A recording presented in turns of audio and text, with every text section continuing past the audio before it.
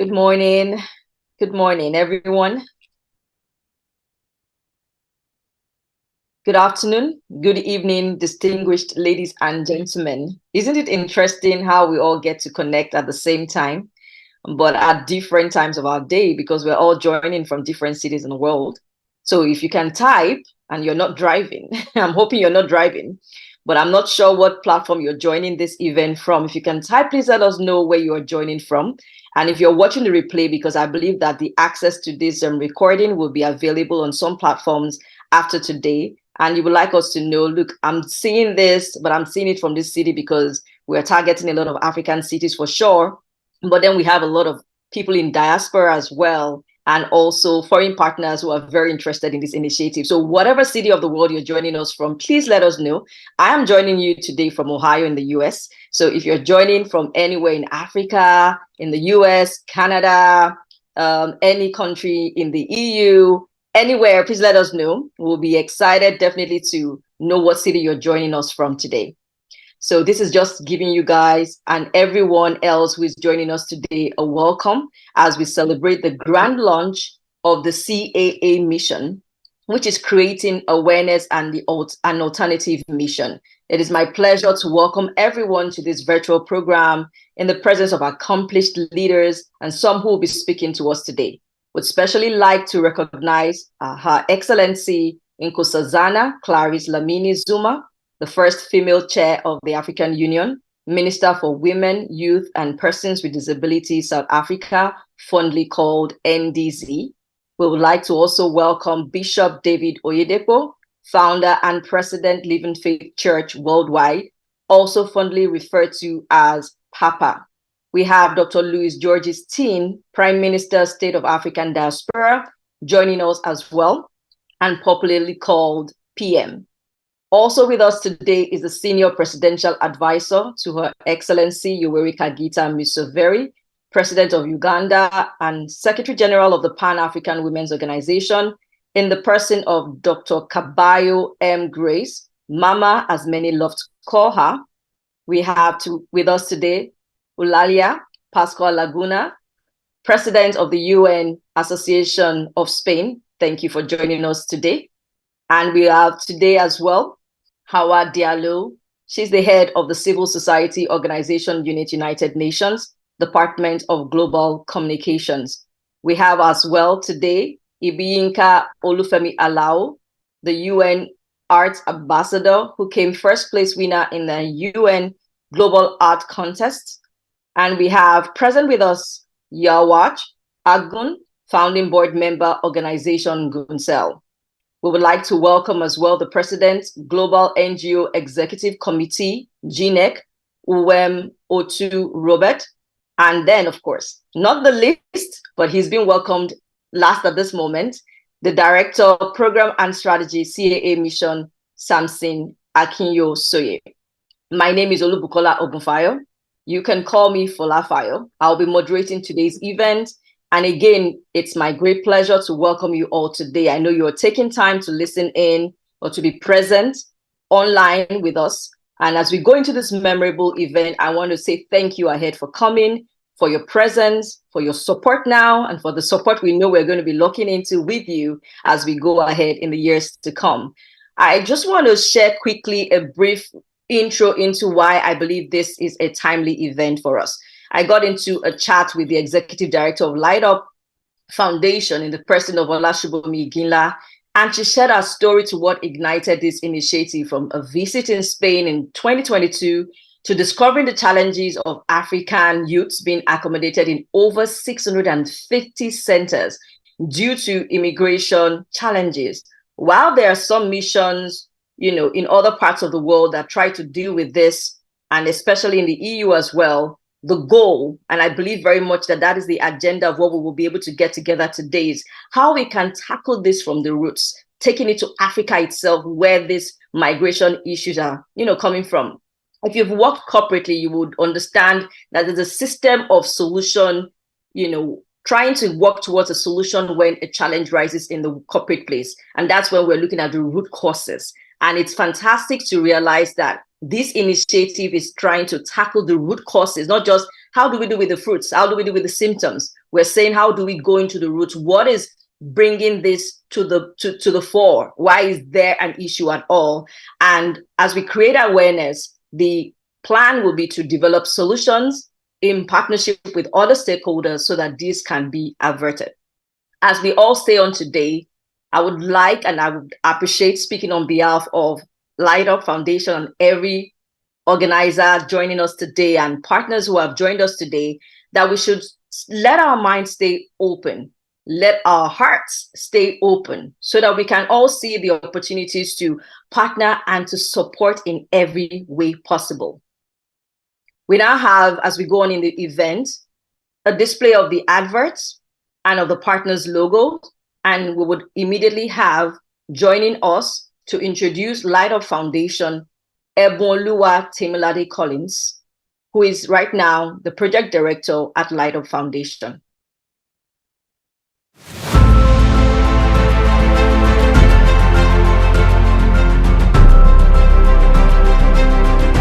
There is a project that we are on now in Light Up Foundation. It's called the CAA mission. That's creating awareness and alternatives. This mission is to go into Africa, because we noticed that a lot of organizations are within the EU, around the EU borders, trying to see how they can offer humanitarian help to those who have already migrated and crossed over the Mediterranean Sea or the deserts. Okay. But we want to educate them. We want to share the stories of those who have tried it and failed. Where are you from? I'm from Gambia. Gambia. Oh, and you? Guinea Conakry. Guinea. Conakry. Conakry. Senegal. Senegal.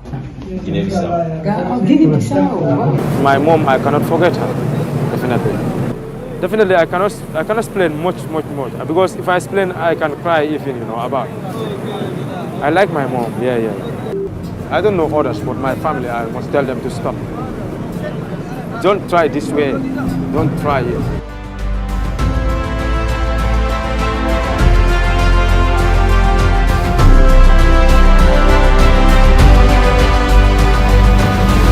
Gonzelle is producing electric cars, and they have even offered to help us take in electric cars, to help develop our African students to produce electric cars and service it, because there is a target for 2035 that EU countries must use electric cars.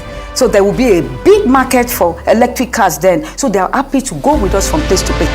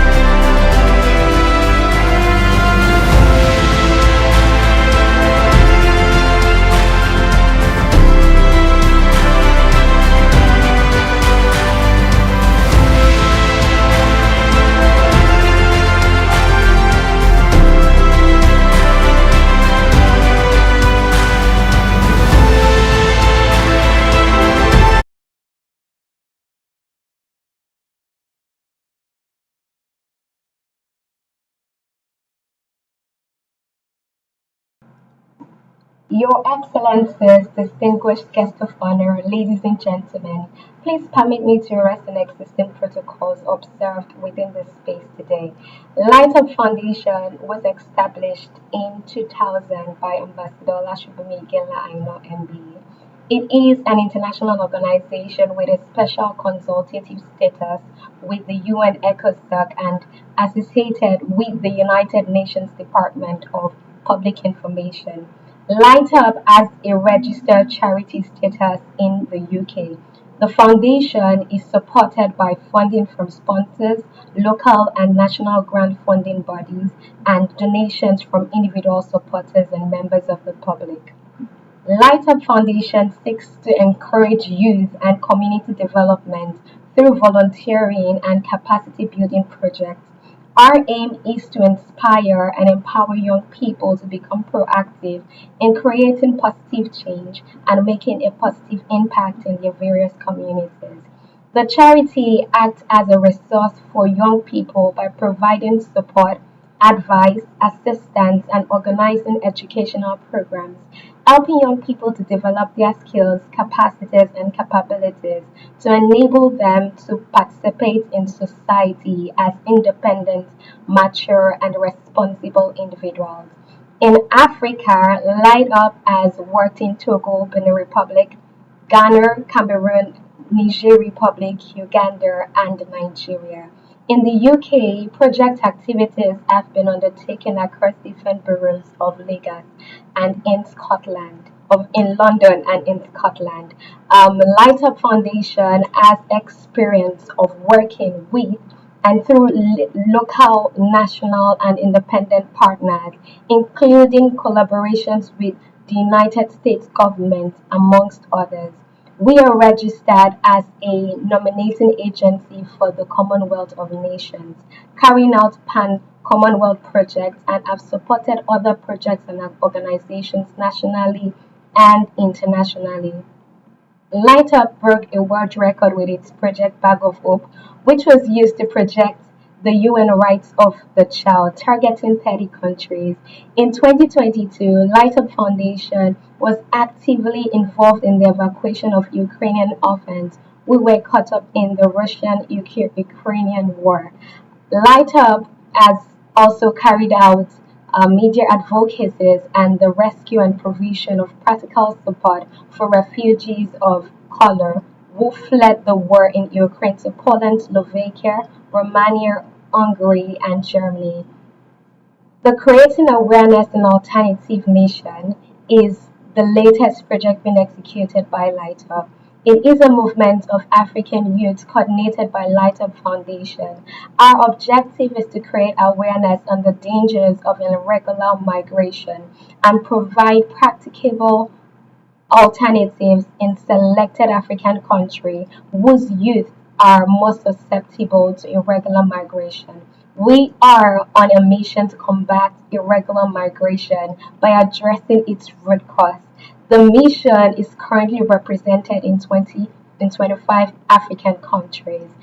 Here are some of our established projects: free schools, prison work, and we've also rehabilitated over 200 and 2,500 inmates, food bank projects during the COVID 19, mentoring and motivational sessions and counseling in UK and Nigeria, youth heritage projects with over 10,000 beneficiaries, volunteering schemes, Light Up Bag of Hope over and then we've had over 12,000 beneficiaries, skill acquisition programs as well. We have successfully executed hundreds of projects nationally and internationally, and we have made remarkable impact with our humanitarian works. Thank you very much.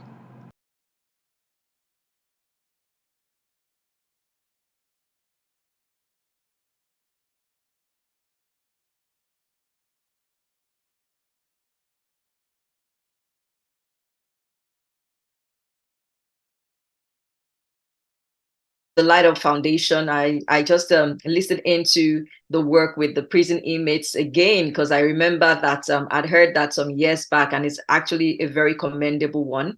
And it's so good to know that we have such a platform that anyone who is interested in partnering at these levels can definitely plug into. And as we welcome to join us today and speak, with us on equipping African youths, I would not probably be able to do justice to introducing her, and that would be Her Excellency Lamini Zuma. So to have someone do a proper work on that, I will be introducing now Dr. Kabayo M. Grace, who is the Senior Presidential Advisor to Her Excellency Yoweri Kaguta Museveni, President of Uganda and Secretary General of PAWO, the Pan-African Women's Organization. She'll be giving us some insight into this work as she also introduces Her Excellency Lamini Zuma. Thank you.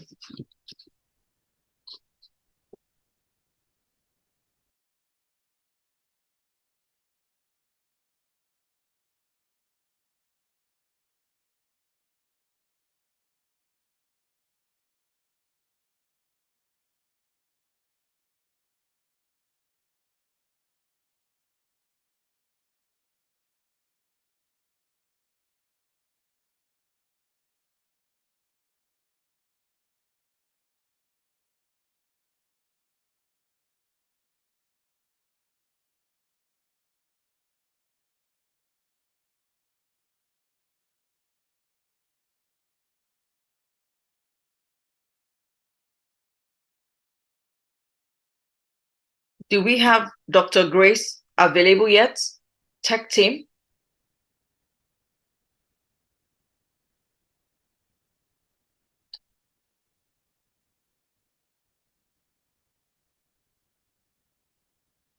I think we would need to move on at the moment, and we will come back to the opportunity to hear her open up the event for us with her own speech. And as we move on to the next on the agenda today, we have with us specially, and she's been with us from the very beginning. She joined quite early. So it's definitely my pleasure to meet and, of course, to introduce today Eulalia Pascual Lagunas. She is one with an extensive professional career. She has a PhD in international criminal law from the Autonomous University of Barcelona. Interesting. It would have been nice to have gone there when I visited there some years back with my family. Career civil servant of the Ministry of Justice as well. She's the advisor to the International Criminal Justice and Human Rights Commission of the ICAB. She's a member of the International Criminal Association and professor in the master's degree in international criminal law at the Universidad Rovira y Virgili. I hope I pronounced that right. I should learn Spanish from what I'm seeing here, or the language that is spoken, in this regard. She's currently president of the United Nations Association of Spain, and she has been awarded the Simple Cross of Saint Raymond de Peñafort. In addition to her numerous articles, she's also a published author. It is my pleasure again to welcome Eulalia, President of the United Nations Association of Spain, to speak with us right now on the impact of irregular migration on minors, the way forward. Thank you. Thank you very much, Ms. Fayo, and you will excuse me for reading my speech, and I will proceed immediately. Thank you again for the introduction and for hosting this outstanding event. It is a pleasure to be here in representation of the United Nations Association of Spain among all these renowned speakers. We extend our gratitude to Ambassador Olasubomi Imlia and all the members of the Light Up Foundation for promoting the Creating Awareness and Alternatives project and allowing us to get involved and support it. The reason we are here today is to approach global migration-related issues that are currently threatening the human rights of African youth and minors. The United Nations Association of Spain was founded in 1962 in Barcelona and is dedicated to promote and to defend the United Nations values and goals, raising awareness about the root causes of conflicts, poverty, and violation of human rights. As a civil society organization, we are a vital link between the Spanish citizens and the United Nations. ANUE is fully compromised with promoting peaceful and inclusive societies, starting at the national level, but also on a more global scale. We are supporting all initiatives that work for sustainable development goals, and youth are the future of all countries, and United Nations is especially focused on addressing young people to be part of attaining these goals. So our association is very happy to be part of the Creating Awareness project in helping African youth to nurture their personal growth within their own countries. Several countries in Africa are currently experiencing poverty, limited access to education, lack of job opportunities, insecurity, human rights violations, armed conflicts, and also worsening climate conditions. Given these detrimental factors for progress, most young citizens have lost their hope in their governments and countries, and they are searching for a better future elsewhere. In spite of the riches and potential of the African countries, African leaders have failed their populations by mismanaging their nations' economies and creating fragile political systems, often because of their corrupt interests. Nevertheless, the situation will remain as it is now as long as the future of African countries, that means their youth, continues to embark on extremely dangerous path, exposing themselves to being trafficked, exploited, kidnapped, swindled, or even killed just to arrive in Europe. Minors and young Africans are confronted with lack of future for them and their families in their own countries. And this is combined with an idealized portrayal of life in Europe that pushes them to emigrate. From ANUE, we are aware of the life-threatening dangers surrounding irregular routes of migration.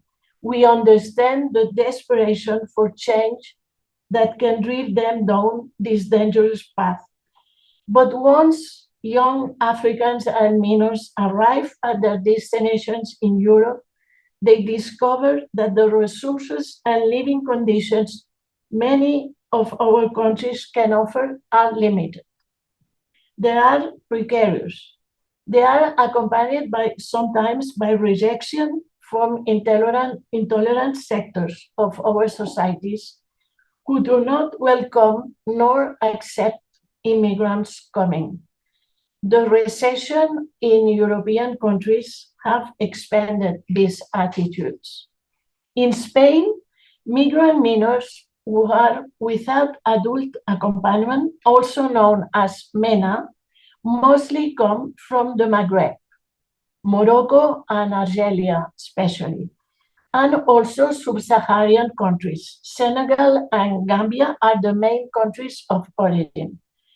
This year, around 24,000 of migrants have reached the Canary Islands, through these irregular routes, 4,000 of them being under 18 years old. These numbers sum up with the 72,000 immigrants from Senegal and the 80,000 from Morocco arrived in 22 in the last year. The MENA are under the guardianship of the Autonomous Communities Administration and NGOs that work in the field of protection services and shelter in Spain.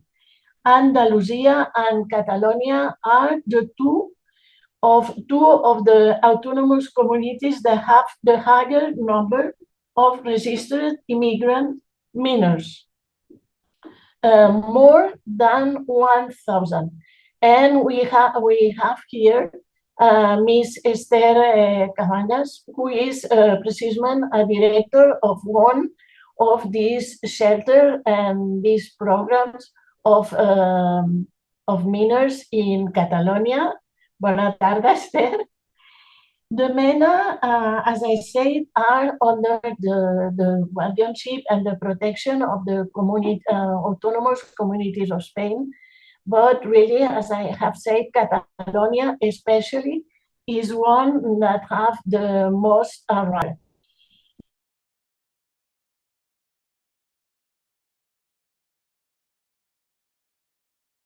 The system requiring an increase of resources dedicated to appropriately taking care of them.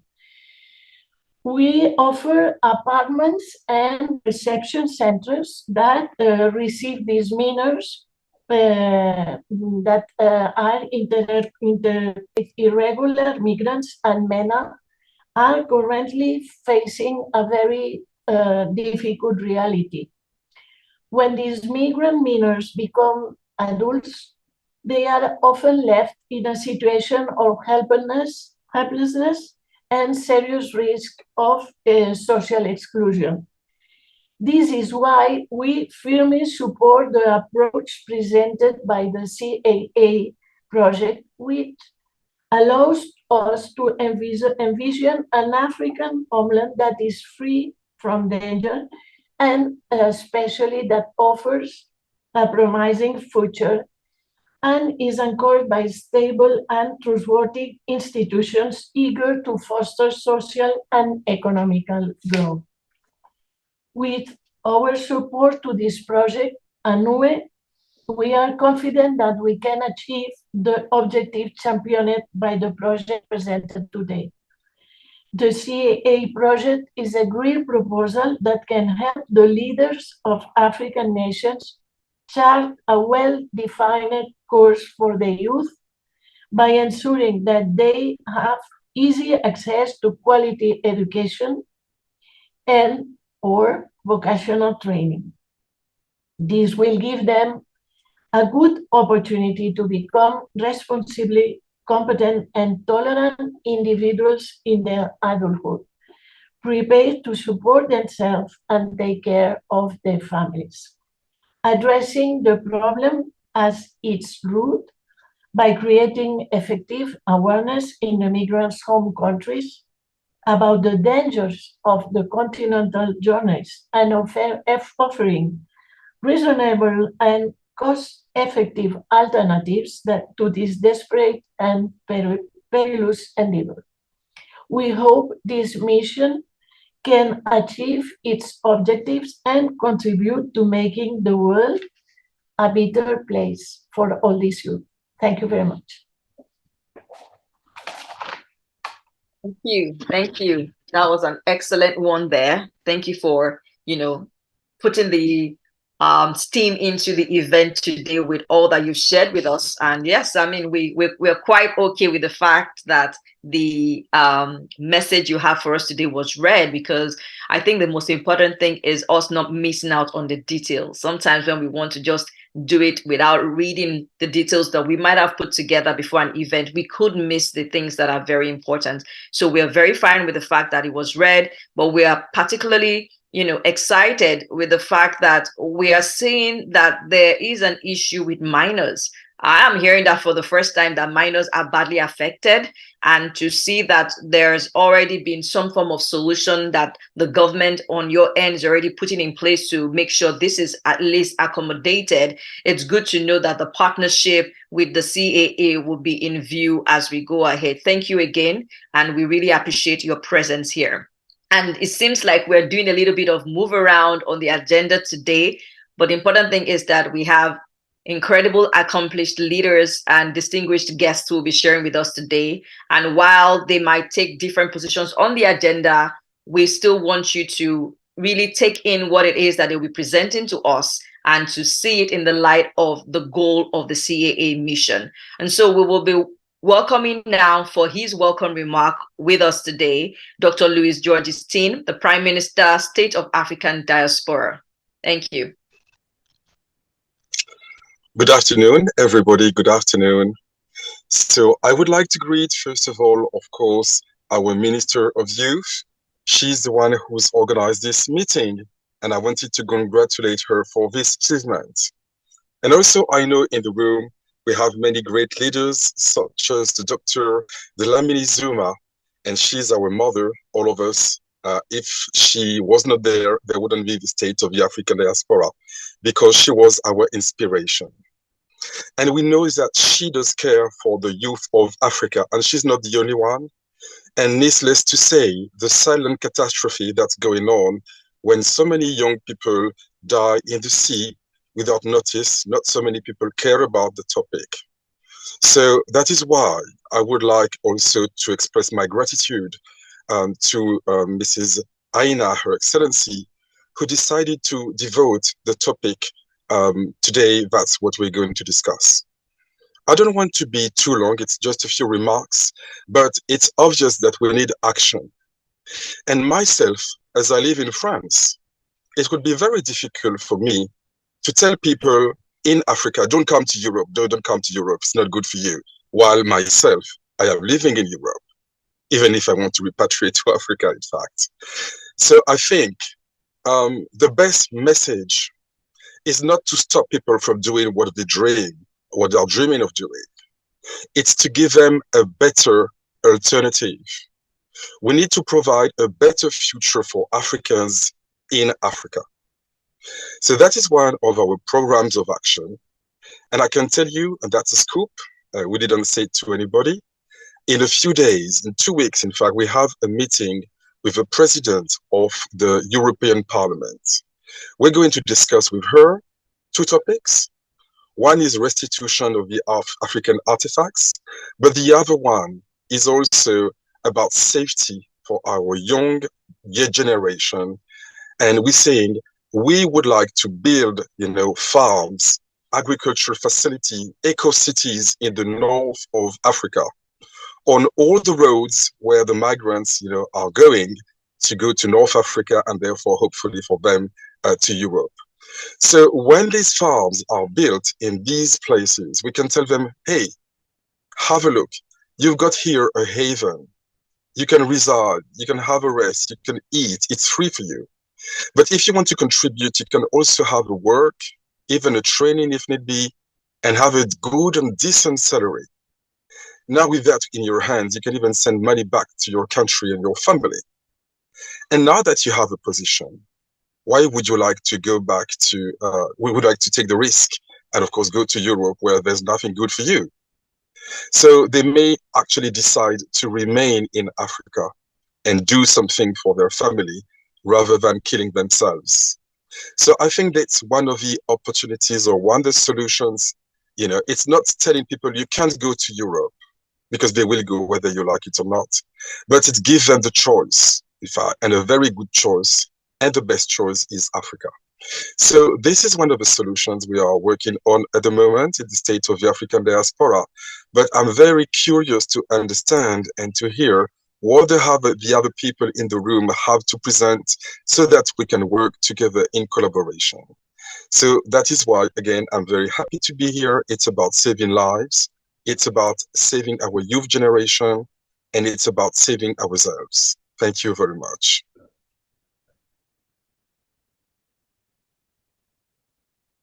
Thank you, Dr. Tin.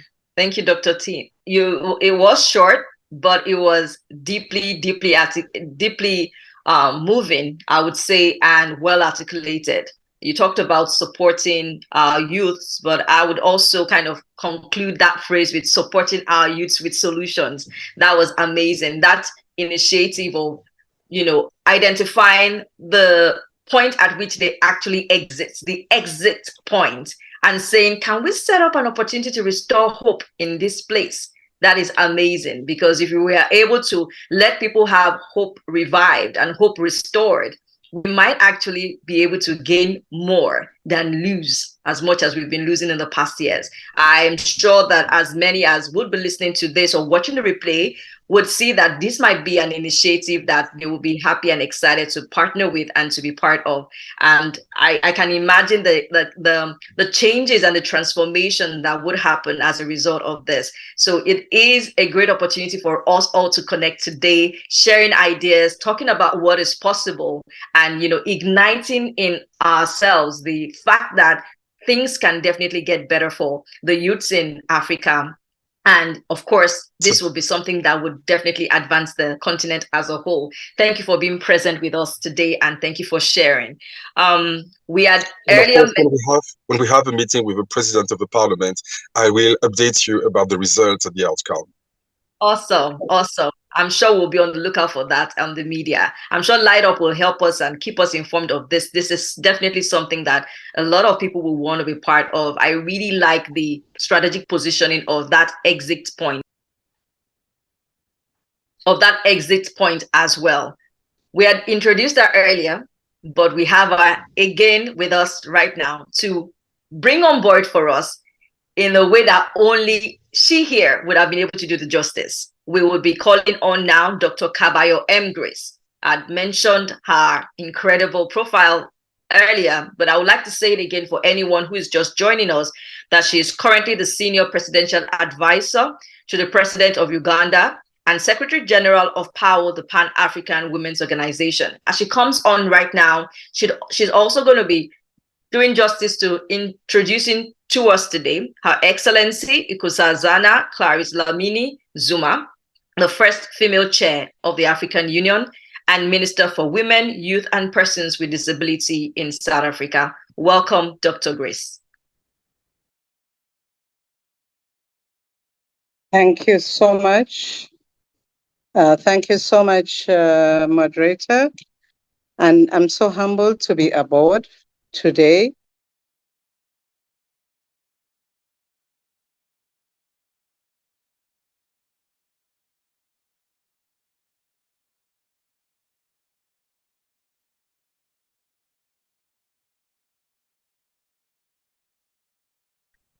Oh, Excellency, I think you are on mute. Am I on mute? Sorry. Now we can hear you. Now we can hear you. Okay, now you can hear me. Is that okay? Yes. All right. So I was at giving gratitude to the young lady who accepted to be my daughter by the name of Aina Ola. It is very, very energizing to see that such young ladies take up such initiative and take the trouble to mobilize all of us. Aina, thank you so much and God bless you. And we pledge our support.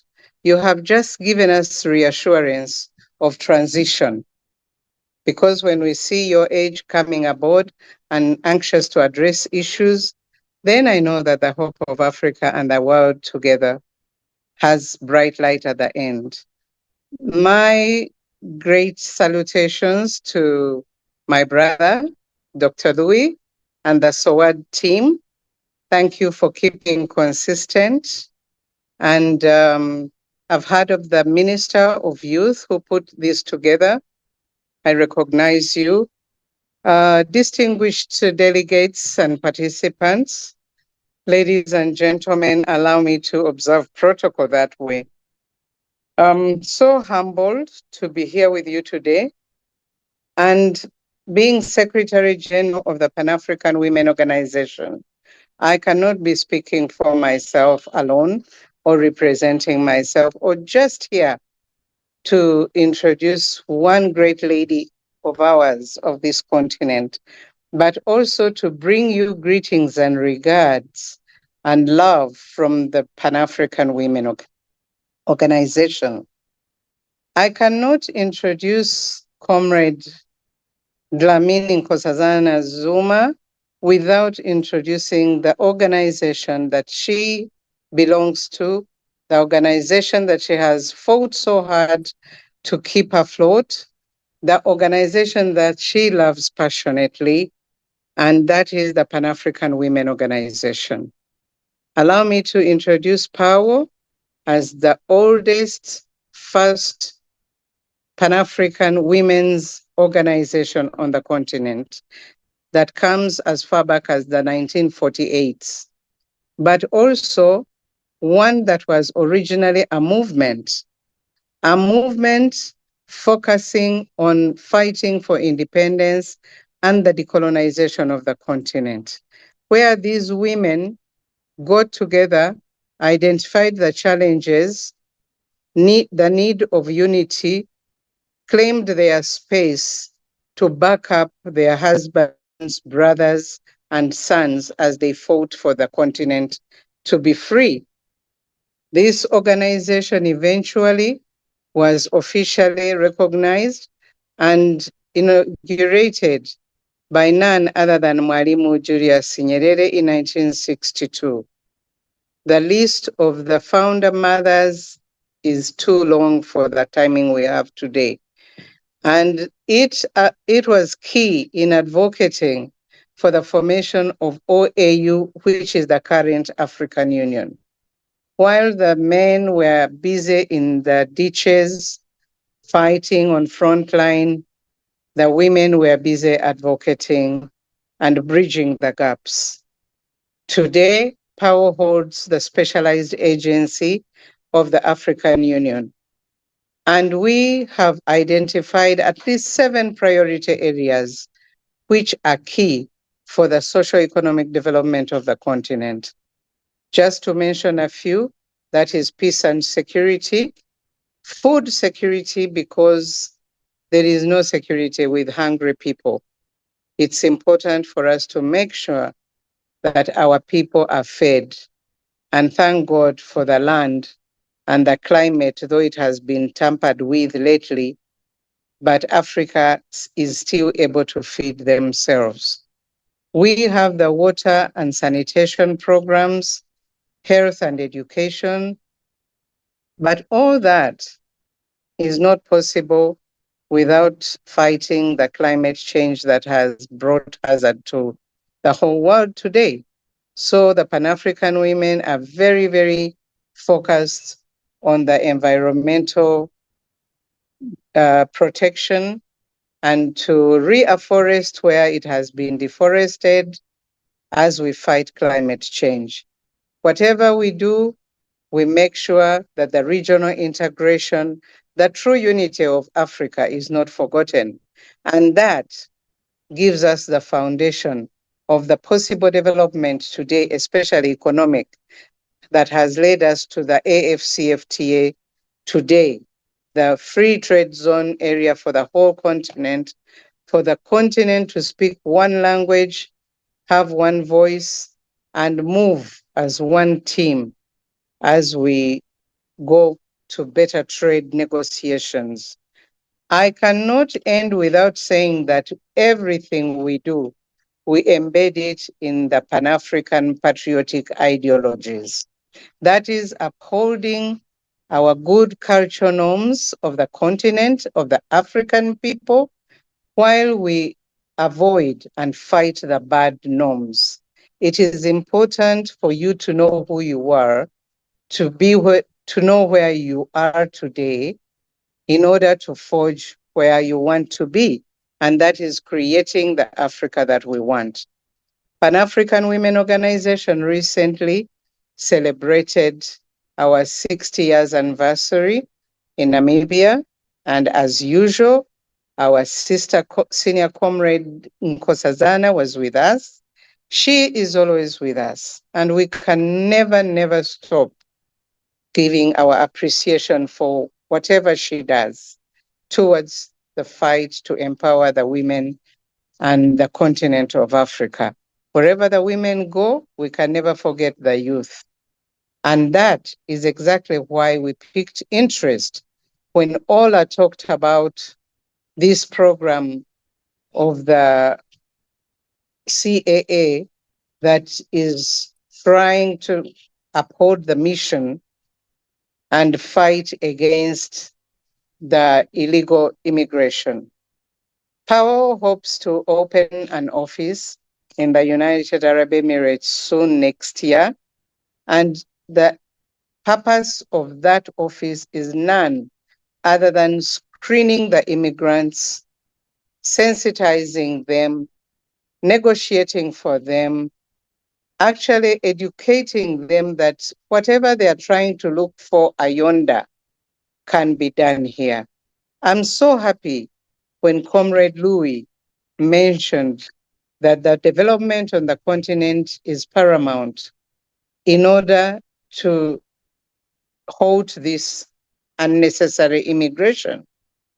Let us make the world we want in Africa. Let us bring the comfort and the development, or the things that attract our young ones to become reckless. They can be done in Africa, and that will solve the problem of the illegal immigration. With that background, dear delegates, allow me to do the duty that actually I was asked to do, though I don't know whether introducing this great woman is an easy task, lest I do a disservice, but I don't think I will. For where there is love and appreciation, you do your best. Honorable and Comrade Nkosazana Dlamini Zuma. Who is this great lady?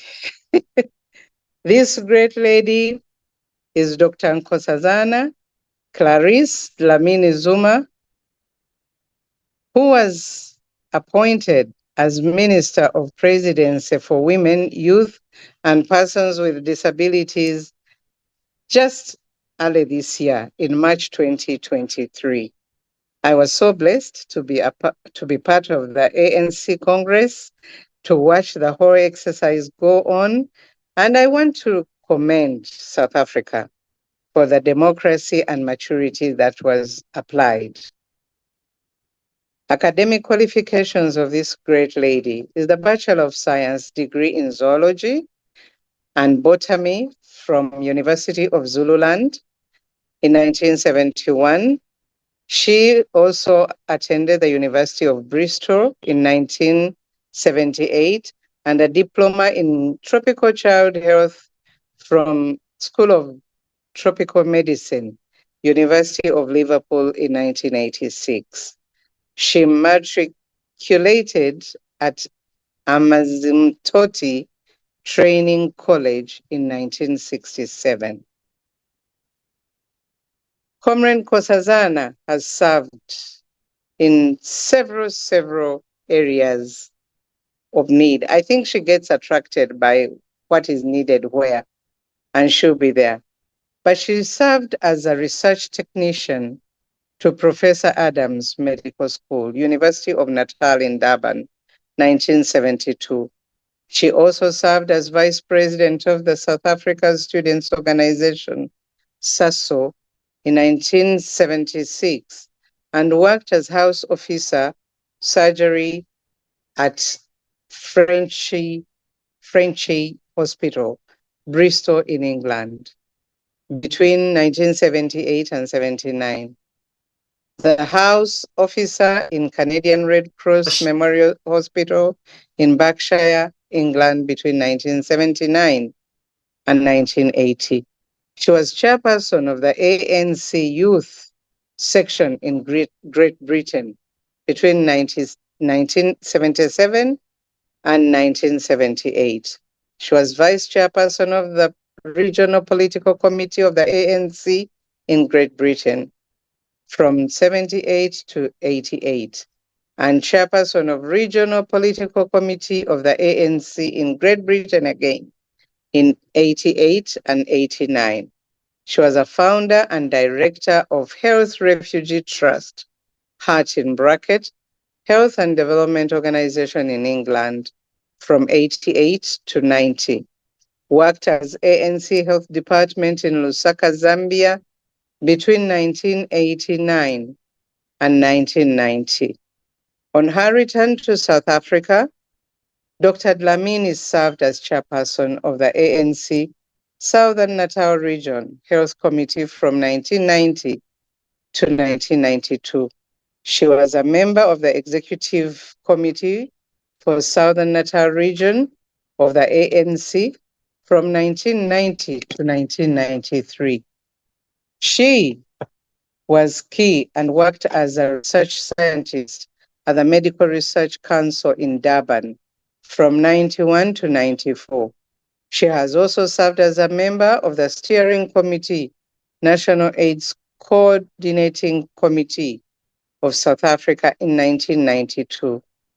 She was deputy chairperson of the United Nations UNAIDS in 1995. She became provincial chairperson for ANC Women's League of KwaZulu-Natal from 1997 to 2008. She was member of the ANC National Working Committee 98 to 2007. Also a member of the ANC Health Campaigns Committee and Chancellor of the ML Sultan Technocon Durban in 1996.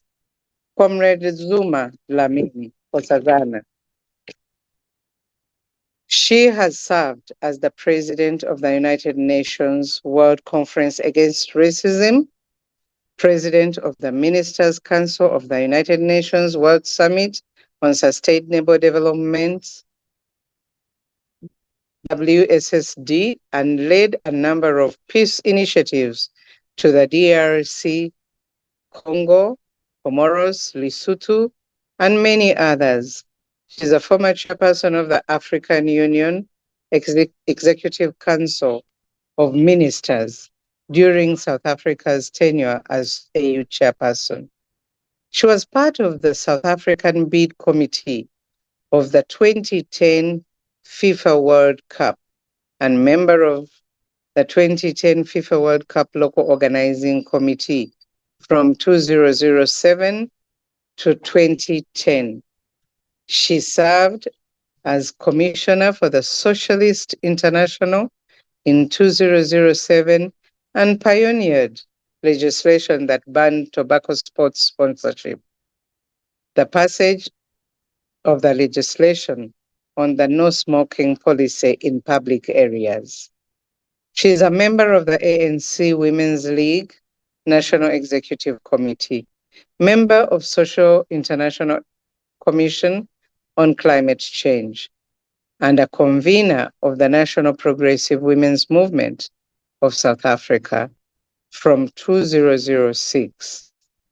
She is also a member of the African National Congress, ANC, National Executive Committee, and National Working Committee. Dr. Nkosazana Clarice Dlamini Zuma served as the Minister of Health from 94 to 99. She was Minister of Foreign Affairs from 1999 to 2009. She was the Minister of Home Affairs from 2009 to 2012. She was elected by the African Union Commission as its first chairperson on the 15th of July 2012, making her the first woman to lead this great organization, including its predecessor, the Organization of African Unity, and deservedly so, because she was among those who campaigned for it to exist. She was in the office from October 15th, 2012, until March 2017. Dr. Nkosazana served as the Minister in the Presidency, Planning, Monitoring, and Evaluation from 2018 until 2019. She was also Minister of Cooperative Governance and Traditional Affairs from 2019 to 2023. She was appointed to her current role as Minister in Presidency for Women, Youth and Persons with Disabilities. Honorable Nkosazana was also appointed as Chancellor of the University of Limpopo in 2019. She, in her great roles, added being a recipient of different awards.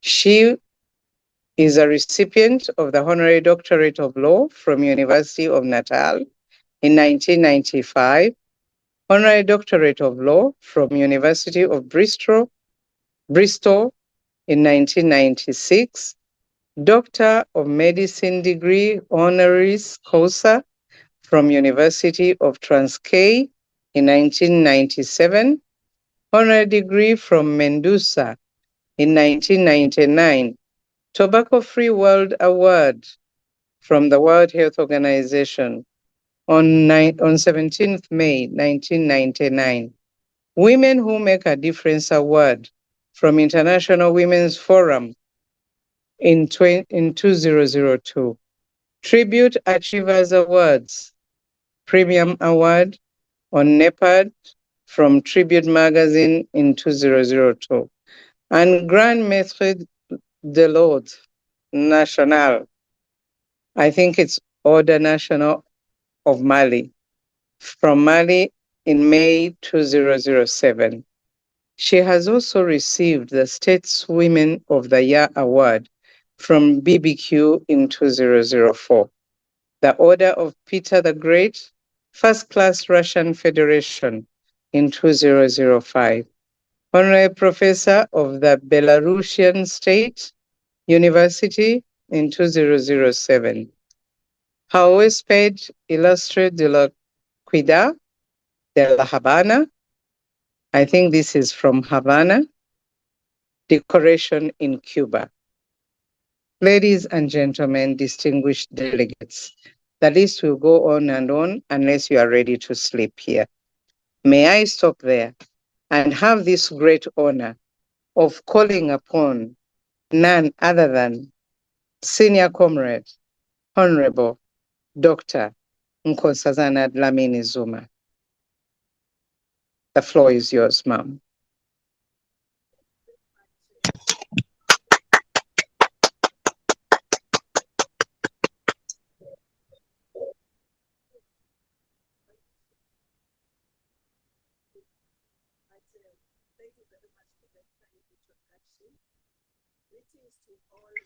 I think we cannot hear. Oh, Dr. Zuma, I don't know, but I think, well, I cannot hear you.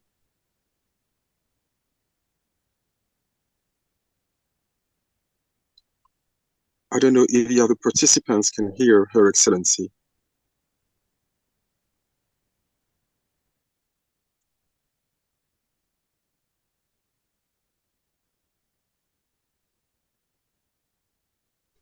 No. Yes, I'm afraid I'm not the only one. Yes.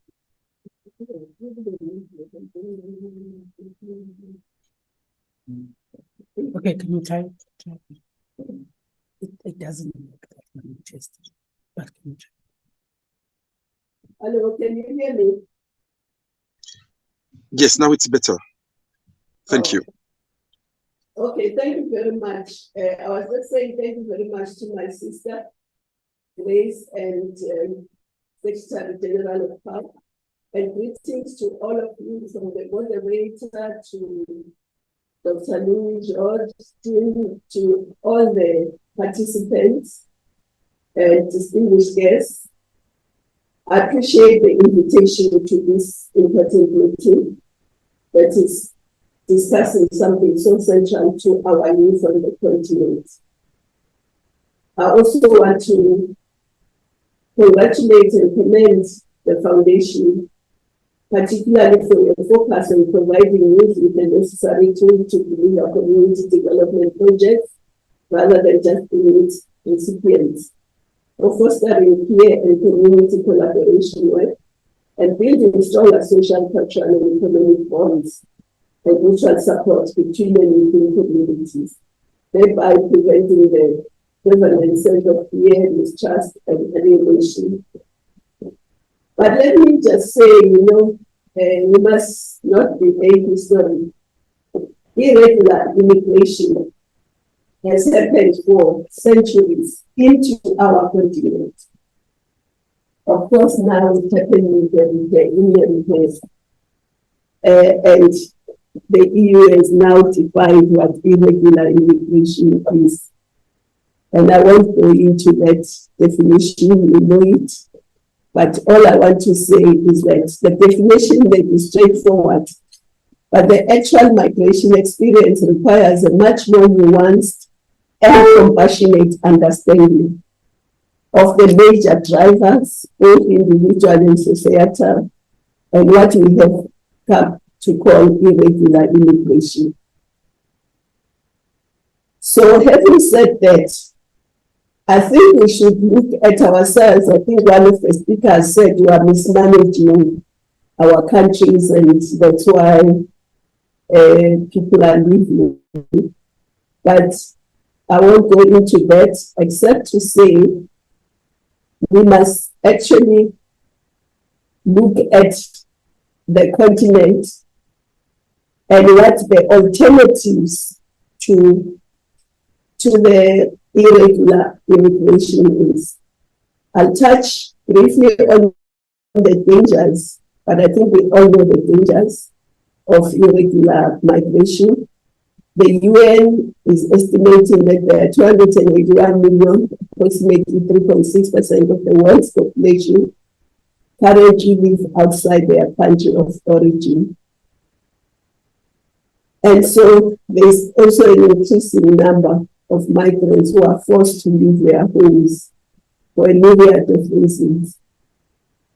The dangers are human trafficking, and we know what that means. People get forced into all sorts of things that they were not wanting to be forced into. Some people use their family income and exhaust it in trying to reach Europe, and sometimes never reach it. And there is exploitation and abuse, both along the journey, but sometimes also at the destination.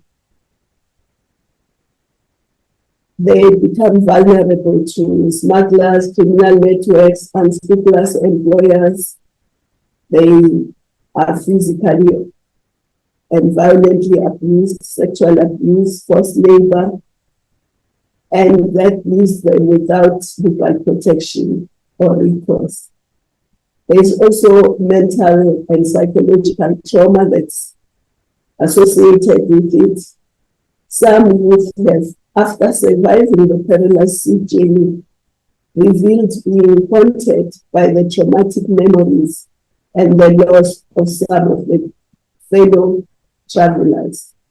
There are also health risks associated with it and legal consequences. But I want to concentrate more on what could be alternatives for the future of this youth in Africa. Because we need to restore the dignity and pride of children of African descent, such that they go on to live their lives with their heads held high. At this point, I want to quote, it will be a long quote, from one of Africa's liberators, Dr. Pixley Kaseme, who won a prize for his essay, which was Regeneration of Africa, in 1906, more than 100 years ago. And I want to quote, let me quote, the African already recognizes his anomalous position and desires change. The brighter day is rising upon Africa. Already I see her chains dissolve, her desert plains red with harvest, her Abyssinia and her Zululand seats of science and religion, reflecting the glory of the rising sun from the spires of the churches and universities. Her Congo and her Gambia whitened with promise, her crowded cities sending forth the hum of business, and their sons employed in advancing the victories of peace, greater and more abiding than the spoils of war. And we continue to say, yes, the regeneration of Africa belongs to this new and powerful period. By this term regeneration, I wish to be understood to mean the entrance into a new life, embracing the diverse phases of higher complex existence, the basic factor which assures their regeneration. I'll end the quote there. But clearly, a century ago, our forefathers were already foreseeing an Africa that is regenerated, that has commerce, science, that has its children living on the continent and engaged in agriculture. I was glad to hear our brother George talk about the agricultural plans that they have, because agriculture is one of the things that we must look at on the continent so that youth don't have to go anywhere but live in their own continent. But this requires African unity and integration, which is not just a good idea, but a precondition for our very survival as Africans. And also, we need to look at how to change what we call the African paradox.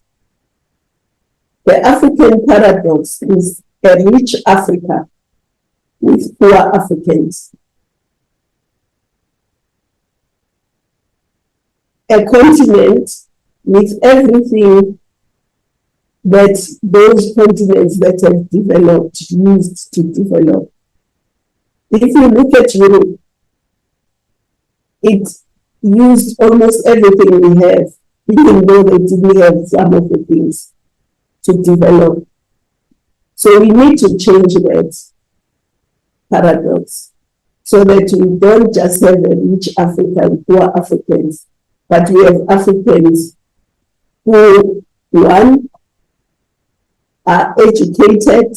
We must educate our young people. We are the youngest continent in the world.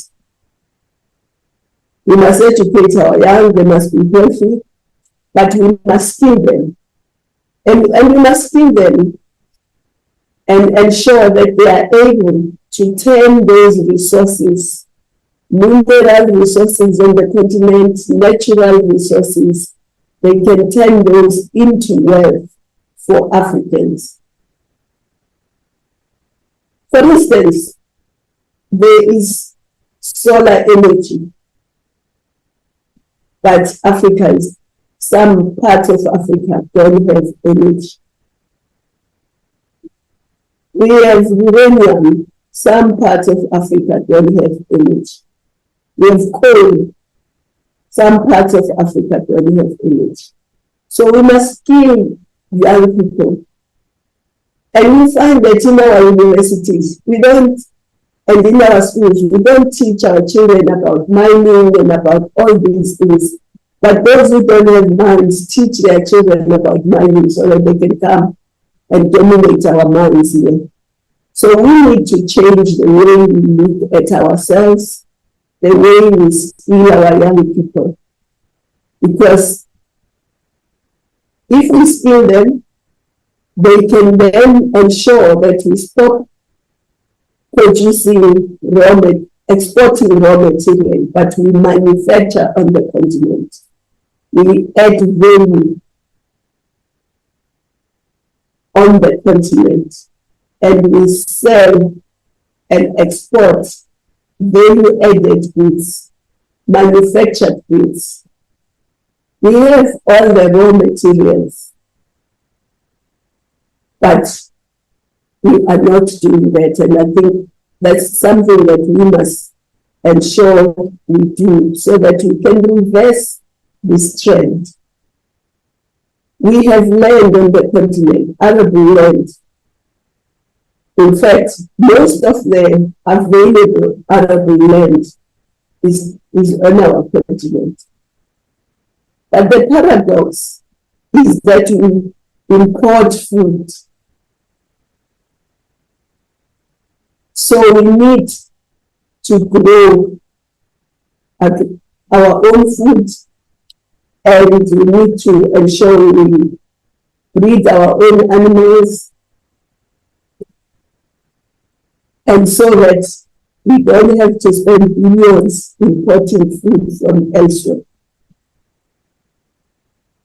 Agriculture is very important, and we can feed our own continent and even assist in feeding the world.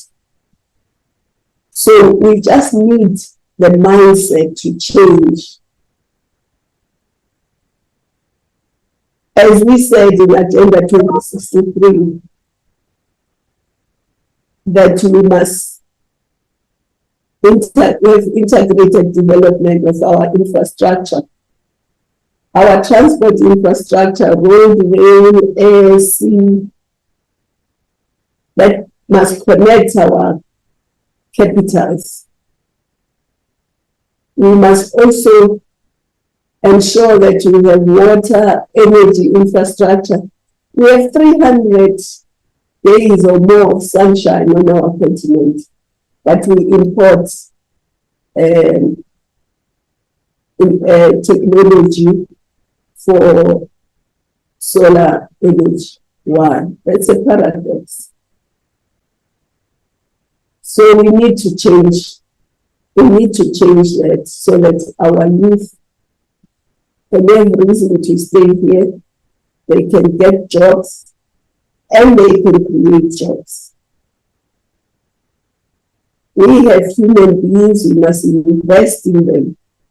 That's our most precious resource, our young people. The former president, late president of the ANC, Oliver Tambo, said those who do not invest in their youth, they don't deserve the future. And indeed, we must invest in our youth. We have oceans, 2 oceans and 2 seas. And we know that the ocean is a huge economic frontier.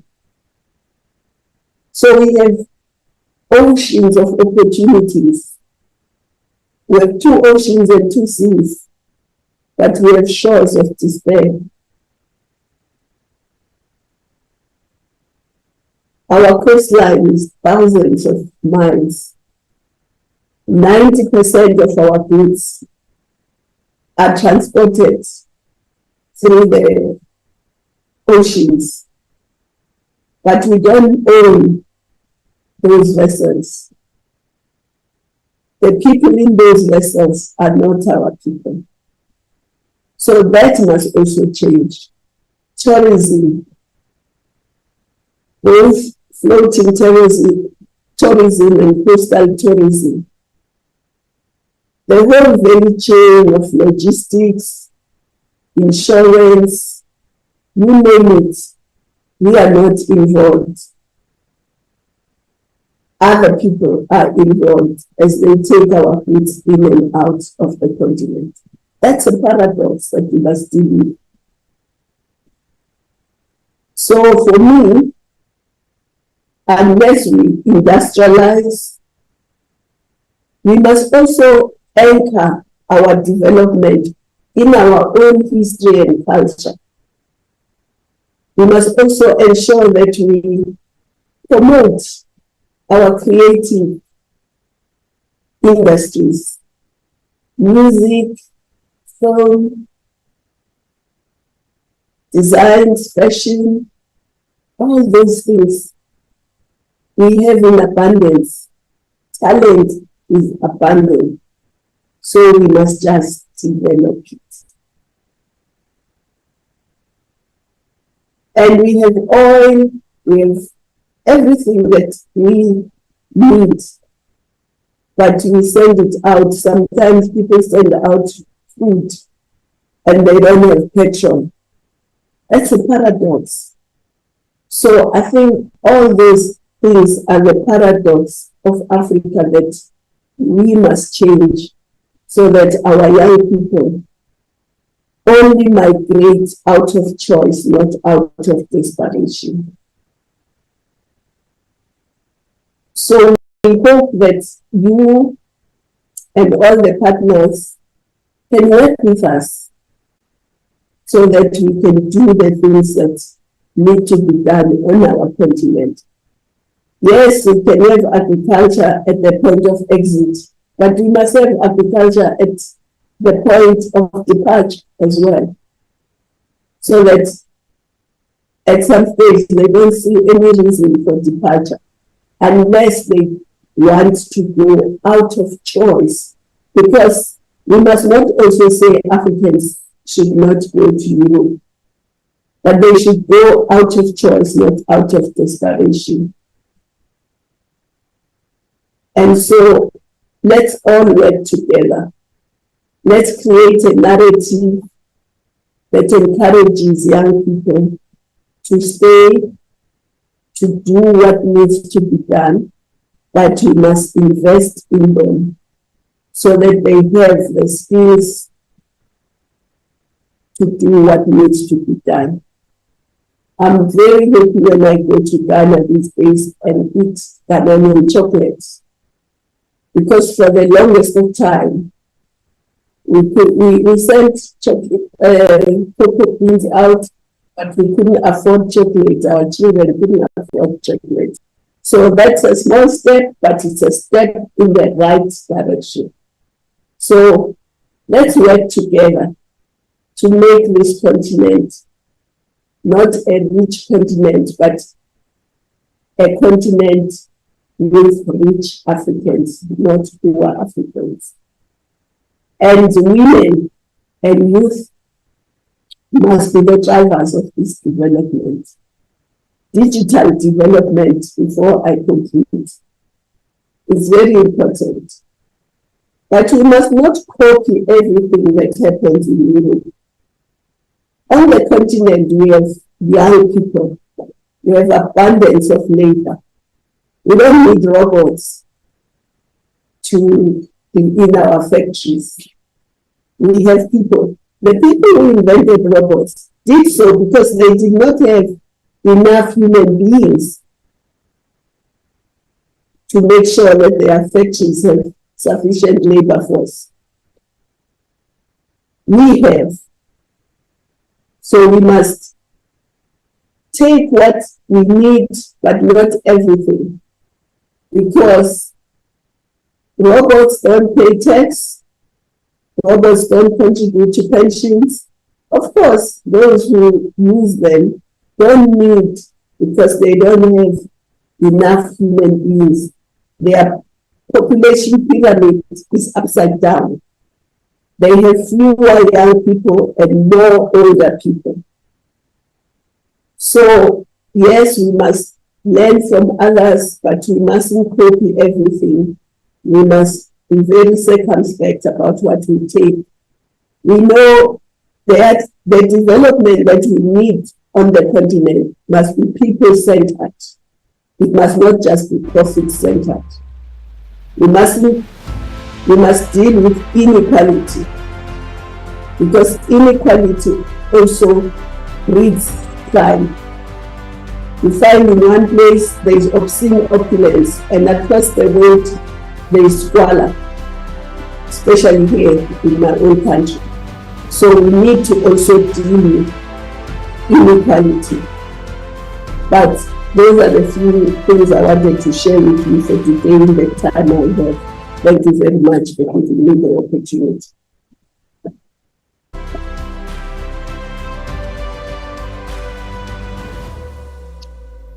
Thank you very much, Ma. That was amazing. That was incredible. I think I would like to go a little bit back to when we had Dr. Grace on the floor to just make a mention of some of the things she referred to, just to bring our minds back and a little bit refresh us on what we might have heard just a few minutes ago.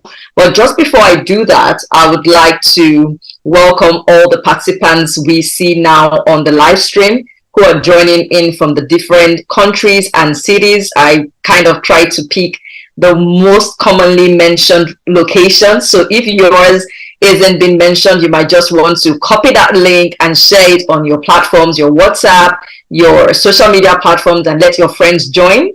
I see quite a number of people from Cyprus and Uganda, Gambia, Benin Republic, Ghana, South Sudan as well, apart from all the other locations that some of our guests and delegates here joined us from. The other thing we don't want to miss, letting you know about is we will have some of the guest speakers at the end of the program giving us insight into some questions that some of us might have had in our hearts or minds for a while. So if you have any question, if you have any inquiry into some of the suggestions and ideas that we have speakers make a mention of today, please do drop your questions. We will have a Q&A session at some point just before we round off today. Dr. Grace was able to give us a great insight into the work that they are doing on their end. I think it's quite remarkable to find out that we have an initiative as old as 60 years and, started by women a while back. And one thing that I would say I don't want us to miss out from what she mentioned was when she talked about knowing who we are, knowing where we are, will be key things to helping us to move forward. So what work are we all doing with who we are as Africans, who we are as individuals? And we're not all Africans on the platform today, but wherever you might be, who you are, who are you, where are you, and what do you need to do to move forward? Today, the focus, of course, will be on immigrants coming from Africa, and we're trying to make sure we see what we can do to help people to identify that identity again. It seems to be something that has been coming in my space, the essence of identity, because it is key to the decisions that we make. And of course, when introducing Her Excellency, she kept talking about the fact that all those accolades that were being mentioned in our resume and bio that was shared with us, basically focus on the fact that she was plugging into everywhere where she has a need. So if you were listening into her bio being read and you're like, so many roles, so many opportunities, so many offices, so many awards, and you're like, I would like to be there someday, you probably want to start looking for needs where you are and see how you can plug into it.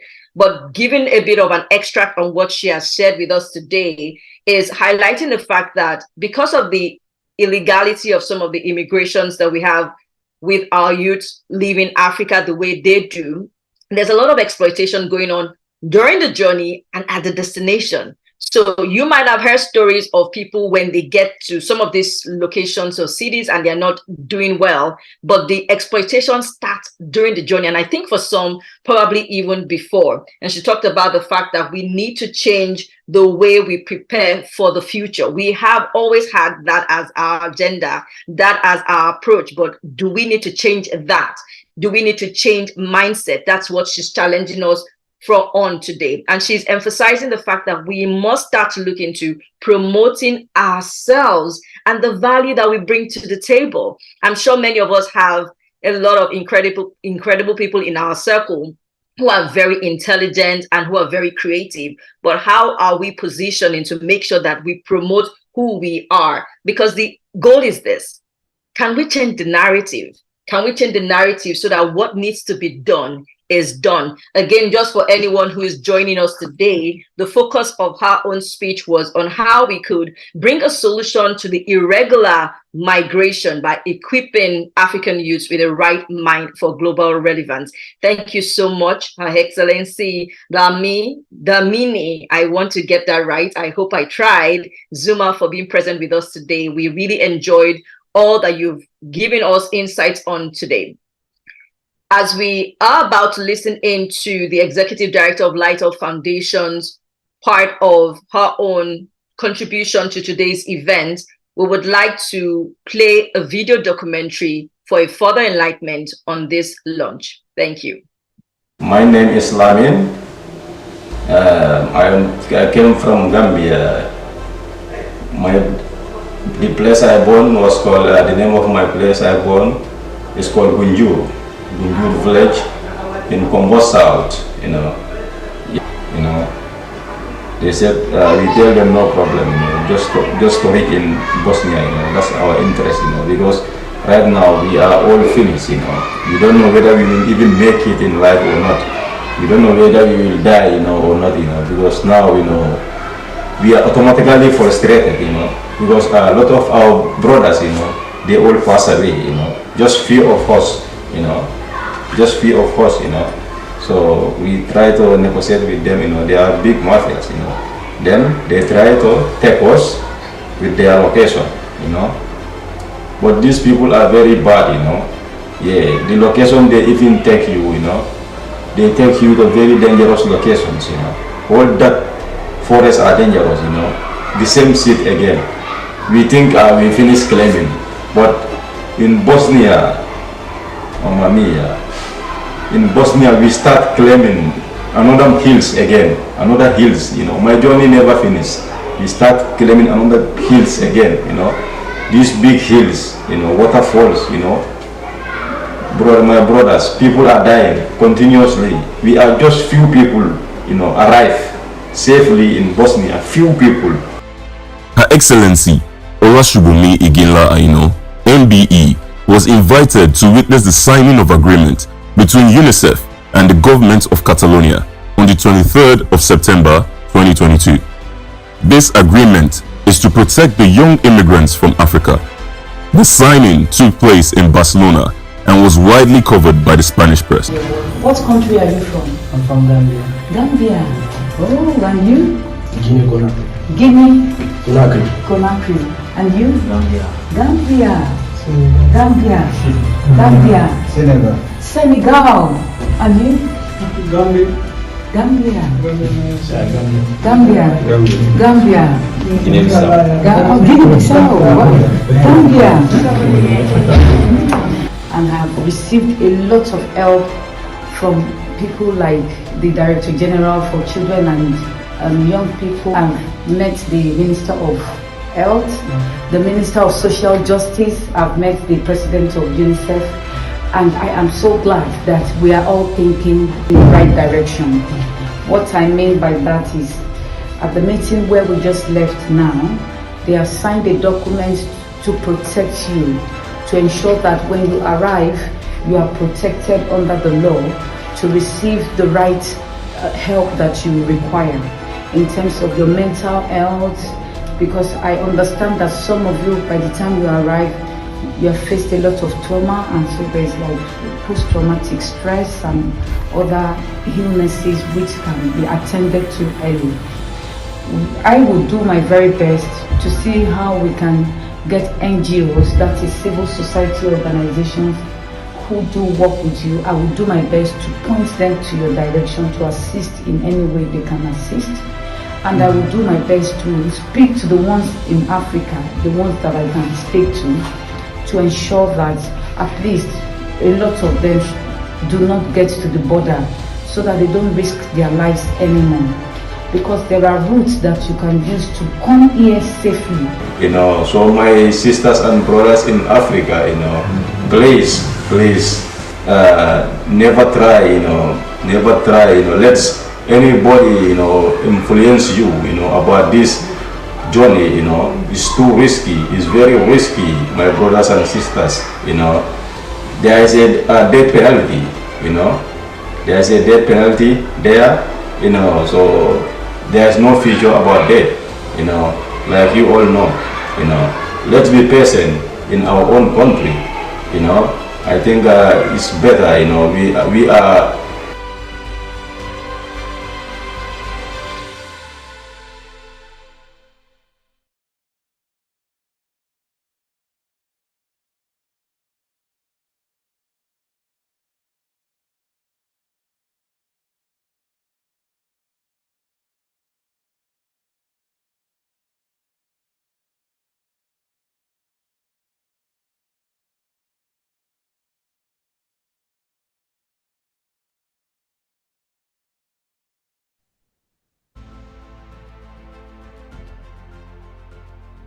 We would like to now introduce to speak and share with us right now Ambassador Olashibomi Iginla Aino MBE. Olashibomi has been the executive director of the Light Up Foundation for 23 years, and her humanitarian contributions have become recognized globally. Within this period, Light Up has broken a world record, project tag Bag of Hope, used to project the UN rights of the child targeting 30 countries. She was nominated by the UK Prime Minister to be honored by Her Majesty, the late Queen of England, with her appointment as a member of the Most Excellent Order of the British Empire, MBE, for her work with the youths and the disadvantaged in Africa and UK. It is noteworthy that the Queen's honor is the biggest honor in the world. She led Light Up into Ukraine in 2022 to evacuate Ukrainian orphans who were caught up in the Russian-Ukrainian war. She was also actively involved in media advocacy and efforts to rescue and provide practical support for refugees of color who fled the war in Ukraine. Olashibomi was appointed by the Nigerian government as Diaspora Ambassador to Nigeria and the National Assembly Ambassador to the UK. Olashibomi gets invitations to speak at UN events and is a published author. She won a global election in 2021 to become a director of the Global NGO Executive Committee, GNEC, liaising for global NGOs to the UN. She is the chair of the GNEC Communications Committee and the editor-in-chief of the globally distributed GNEC NGO Reporter. Olashibomi was recently appointed to become the Minister of Youth for the State of African Diaspora, SOAD. We would like to welcome her to share with us today. Thank you.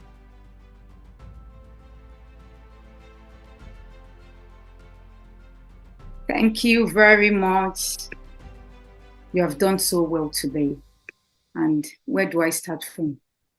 Our time has been quite far spent, but I would first like to say thank you to Her Excellency Nkosazana Dlamini Zuma, the first female chair of the African Women, Youth, and Persons with Disability in South Africa. We have a lot of honorable people amongst us. We have, whether I will call it honorable, is also an excellency, Bishop David Oyedepo. He is our Papa. Everybody calls him Papa. And I'm so privileged to be mentioning you here today. We've got Excellency Prime Minister Louis Georges-Tin in our midst, the Prime Minister for State of African Diaspora. We have Dr. Kabayo Grace, the Senior Presidential Advisor to the President of Uganda in our midst. This thing, if I can go on and on, we've got a lot of distinguished personalities here. I can go on and on. Gentlemen of the press, ladies and gentlemen, all other protocols duly and accurately observed. Before making my speech today, I would like to recognize the presence of some people in our midst who have put in so much effort. A lot of people have, but these particular people, you are not seeing them, and you may not see them to the end of this project. I want to encourage Ariadna Quintero, the coordinator of the Programs and Human Rights at the Association for the United Nations in Spain. I would also like to recognize Esther Cabanes, the General Director of the Child Protection Agency of the Government of Catalonia. Also in our midst is Otumba Dele Ajayi-Smith, the CEO for Africans Development Foundation. These people are behind the scene and they are doing so well. Thank you. We are gathered here today to stand at the threshold of history as we unite to redefine the future of Africa, our dear Africa. As we embark on this important journey, allow me to begin with two profound quotes from renowned African fathers who have long emphasized the necessity for Africa to nurture and care for our young people. The great Nelson Mandela said, "Our children are our greatest treasure. They are our future. Those who abuse them tear at the fabric of our society and weaken our nation. Echoing what seemed like a warped sense of pride that has invaded our youth, Patrice Lumumba, the first Prime Minister of independent Congo, said this about the importance of changing attitude. I quote, "Third world is a state of the mind, and until we change our attitude as Africans, if there is a fourth, fifth, or even sixth world, we will be in it.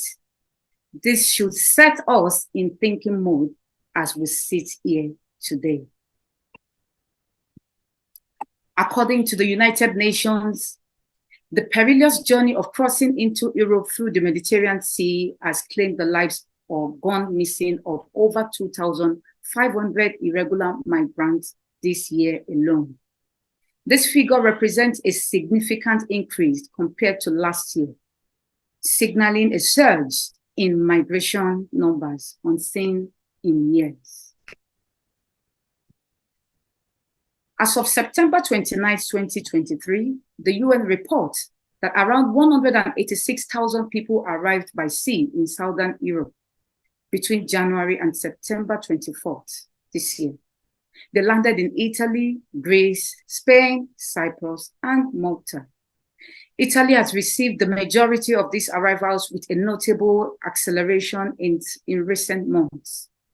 Over 130,000 migrants, more than double the number at the end of June, and an 83% increase compared to the same period last year.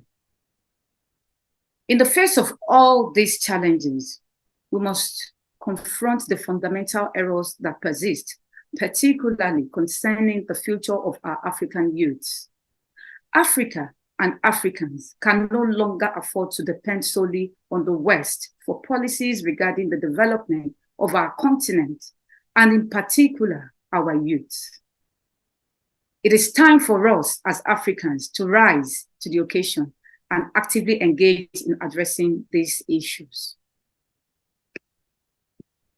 We must seek innovative ways to lead Africa towards a bright future.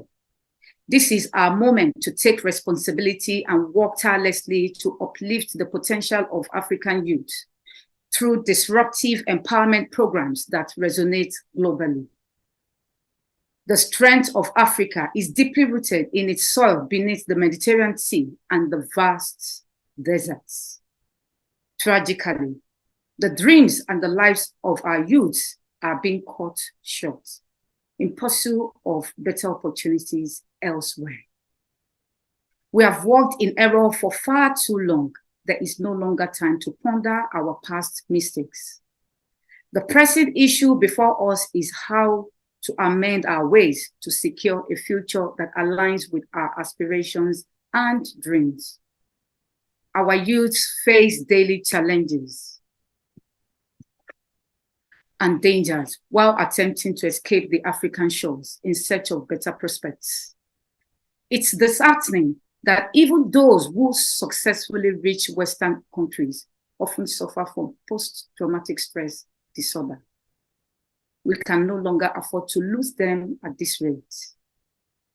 Recently, I had the privilege to be invited by the government of Catalonia to attend the meeting where an agreement was signed by the Catalonian government and UNICEF president. This accord aims to provide quality healthcare services for our African youths traveling irregularly through the Mediterranean Sea and the deserts to Catalonia. Being the only Africa amongst the attendees, I realized that we have long overlooked the issue of irregular migration and its impact on our continent and our adventurous youths. This visit to Barcelona served as a stark eye-opener. It ignited in me a sense of urgency and desperation to seek solutions to this pressing problem. The United Nations Association of Spain facilitated the meeting immediately for me to meet the UNICEF president and the authorities of the Catalonian government. This event marked the beginning of my quest to view this crisis from a different lens, eventually leading to the birth of the CAA mission. Bringing this issue closer to home, just last week, I received a distressing call from Germany. One of our African youths who had migrated to the country tragically lost his life by jumping from a 4-story building when confronted by the German police due to lack of visa. 2 days later, I received another emergency from the Northern Cyprus. Another one of our youth trafficked into the Northern Cyprus faced a harrowing situation. She attempted to take her own life by jumping from a 2-story building, but she did not die. We immediately initiated discussions with the Ministry of Foreign Affairs of the Northern Cyprus. The report we received from rescue teams and governments across several European nations are deeply unsettling. Our youth face dark circumstances daily. Now, more than ever, we must unite to address this crisis. We firmly believe that a holistic approach is the way forward. I have corresponded with the Prime Minister of the United Kingdom and other countries that have resorted to tougher punishment as a solution to irregular migration, to encourage them to consider a humanitarian approach in resolving this menace. Unfortunately, even their tougher punishment has not yielded the desired results. The UK, for instance, recorded higher migrant figures just months after implementing these measures. Light Up Foundation has proposed a humanitarian approach as an effective solution. The idea is to address the issue within Africa, which led to the establishment of the CAA mission, creating awareness and alternative mission. This mission brings together African youths under the coordination of Light Up Foundation. Our primary objective is to raise awareness of the perils of irregular migration and provide practical alternatives in selected African countries where youth are most susceptible to this challenge. We are on a mission to tackle the root causes of irregular migration, and the mission is currently active in 25 African countries.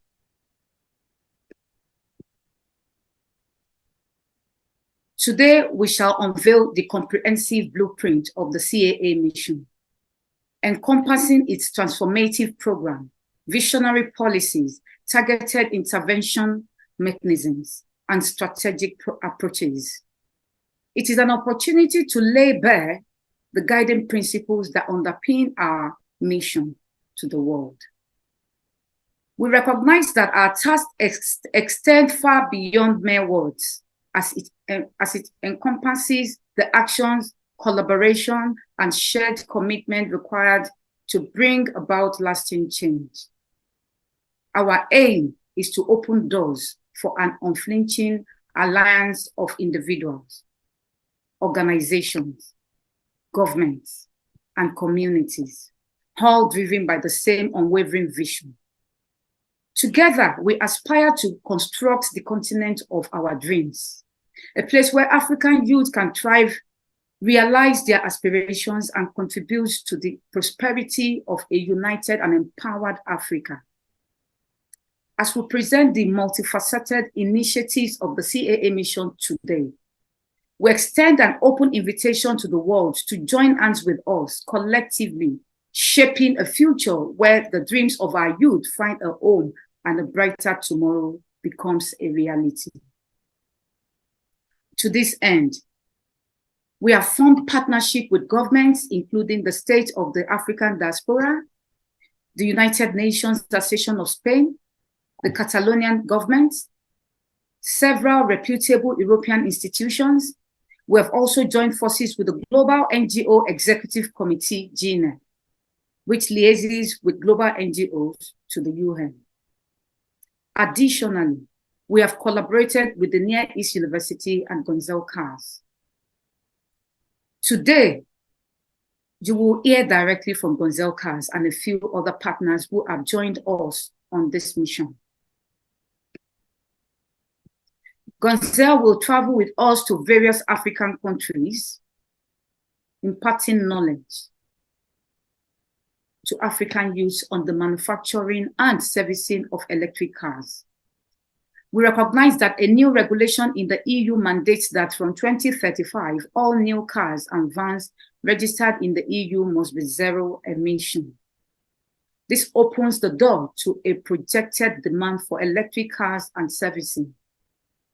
African youth can effectively supply the EU and African countries with electric cars, contributing to economic growth, job creation, and discouraging many from embarking on their hazardous journeys. We have also secured scholarship slots in Europe to support young and talented Africans seeking higher education opportunities abroad. As we gather here today, we earnestly seek your support. Every contribution, no matter how small, can make a significant difference. We need more partners to assist us in various capacities. 1, diverse skill acquisition, offering opportunities for African youth to acquire a wide range of skills. 2, internship slots, providing placement for young individuals to gain hands-on experience. 3, job opportunities, creating employment opportunities for our young people. 4, funding, financial support to sustain our efforts. Again, every contribution, no matter how modest, plays a pivotal role in securing a smoother journey for African youths. Details on how you can become a partner will be displayed on this screen shortly. Finally, I extend my heartfelt appreciation to all our existing partners, country representatives, CAA mission directors, and the entire Light Up family. You have worked tirelessly to bring the CAA mission to where it stands today. I also extend my heartfelt appreciation to all participants on this platform. Today, I throw this question to us all. What can you say? As for me, with the evolution of a CAA mission, I see exactly what the psalmist described in the book of Psalm 144. I see a future where our sons in their youth will be like a well-watered garden. I see our daughters will be like pillars carved to adorn a palace. I see our barns will be filled with every kind of provision. I see our sheep will increase by thousands and even 10,000s. I see a future, yes, a future where there will be no bridging of walls, no going into captivity. I see a future where there will be no crime of distress on our streets. God bless Africa. God bless our youths, and God bless the CAA mission. Thank you for the privilege.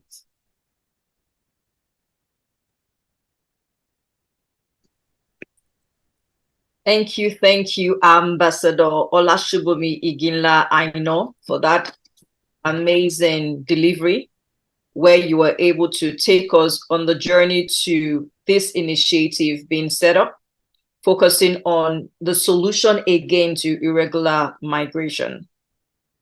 As we go on in the event today, I would like to now invite Christian Kwesi, the Youth Coordinator, CAA Mission, to speak quickly with us on My Africa, My Life, My Future.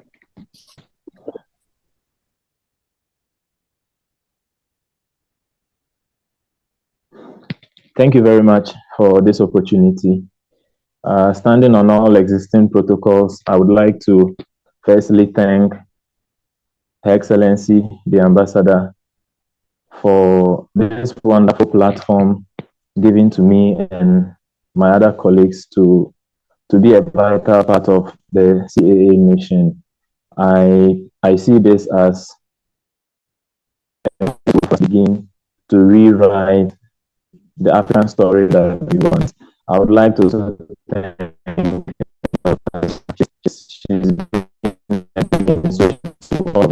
especially to young girls. She utilizes possibility when it comes to what the girl child can achieve. Yes. Looking at the CAA mission and its possibilities, when I got here of it first, I was so excited about the whole project, considering how we have so many Africans living the continent, all because they term it.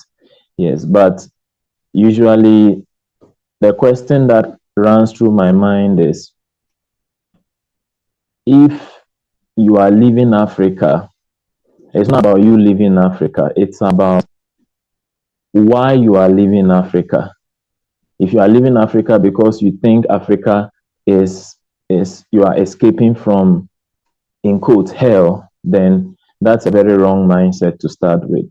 So we looking at Africa, my story, it brings to mind a quote from wonderful Dr. Kwame Nkrumah, Ghana's first president, who said, "I am not African because I was born in Africa, but I am African because Africa was born in me." So we need to have a strong love for our continent. That is the first thing. As Africans and as young people, especially because I'm talking the youth right now, we need to develop that love for our continent, because until we have that love, we will not be able to develop the continent as it ought to be. Looking at the population, the African youth records like 70% of the entire population, making us the youngest or the most youthful population in the whole world. So that means that we have a lot of potentials as far as what we can achieve is concerned. Yes, and also the first thing we need to consider briefly is our vision. What is our vision as Africa? What do we seek to achieve? What is our continent? Where do we envision ourselves? Let's take the story of some of the so-called developed countries or nations. All these countries had a vision. Take a look at all the institutions that are prospering and doing well. They all had a vision. They all had a game plan. They all had a place where they wanted to be. And today, they are there. So what stops us or what prevents us from getting there? We must have a clearly defined vision or dream of where we want to be. The next thing we need to also look at is the mindset. We need to work on the mindsets of our young people. We need to work on their mindsets, because like most of those who leave the continent, they are leaving because they feel they cannot make it here. And that means that they have given up on themselves. That means that they have already failed. And so no matter where you are put in this world, having such a defeatist belief makes it impossible, practically impossible for you to make it or to survive. You see, and like our previous speakers have said, nobody is against anyone traveling out of Africa. But the issue is, how do you travel out and why do you travel out? The motive you have is very important, because at the end of the day, if you go out there like that, you are going to be mistreated, because already we've had issues of Africans being mistreated out there. And so if you go without your documents, without your papers and all that, you have to be running away from the police and all. It gives the continent a very bad image and a very bad picture, you see. So the next thing we need to also look at, aside transforming the mindsets of our youth and our people here, is education. We need to shift our education from merely teaching our students pass their exam. Let's focus on how and train our students, train our young people to solve problems. Why do we go to school? Why do we undergo education? Why do we get all the training we have? Not just to pass exam and get good grades, but to be able to contribute our quota. It brings a quote to mind by Pythagoras. He said, "The beginning of every government starts with the education of our youth." So in order for us to be able to effectively in ourselves, we need to start training the youth, training them in vocational skills, training them in hands-on practical things that they can do in order to rebuild and to rewrite the African story. What we can also look at as education is to consider leadership. Everything we look at, the mindset, the education revolves around leadership. The leadership we need is transformational leadership. We are not looking at leadership that is focused on only merely chanting, rhetorics, and talking, sloganeering, talking or throwing political shades at each other. But we should focus on solving problems, real, practical, providing solutions to some of these issues. Because looking at Africa, one of the things we can look at is agriculture. We have a lot of land, a lot of arable land, but most of the African countries can't boast of having a food bank or food reserves that will be able to sustain their for years. But if you go to some of their a lot of that, where they are able to put in mechanisms and systems in place. So I believe that the CAA mission coming into place is very timely at this point in time. And at this point, I want to also salute all our partners and all our sponsors, all those who have taken the step to be a part of what we are doing. I represent the hopes, I represent the aspirations and the dreams of a lot of my colleagues out there who are striving and doing something to rewrite the narrative. If you get out there, if you interact with the African youth, you realize that Africans are strong, Africans are determined, Africans are powerful. See, there is a lot we can achieve in our own space. We just need that opportunity. And I believe that the CAA mission is coming at the right time to provide that platform through the partners and all those who are going to be working with us to achieve this. I especially want to thank the director once again, the director of the Light Up Foundation once again for this marvelous opportunity, to our Papa, Bishop Dedepo, for also being a part of this. I'm very privileged to share this platform with everyone who has spoken already and those who are here to speak. I want to also give a word out to my colleagues out there who are a part of this. There is a future in this project. There's a future in all that we are doing. There's a future in Africa, and that future starts with you. Remember, it is only Africans who will rewrite the story of Africa. It is only Africans that will be able to rebuild Africa. We shouldn't expect someone from elsewhere to come and do that on our behalf. And we can't keep relying on aids. We can't keep relying on external support. We need to generate that support from ourselves. We need to organize ourselves. We need to start from where we are with what we have, with the resources we have. And I'm sure.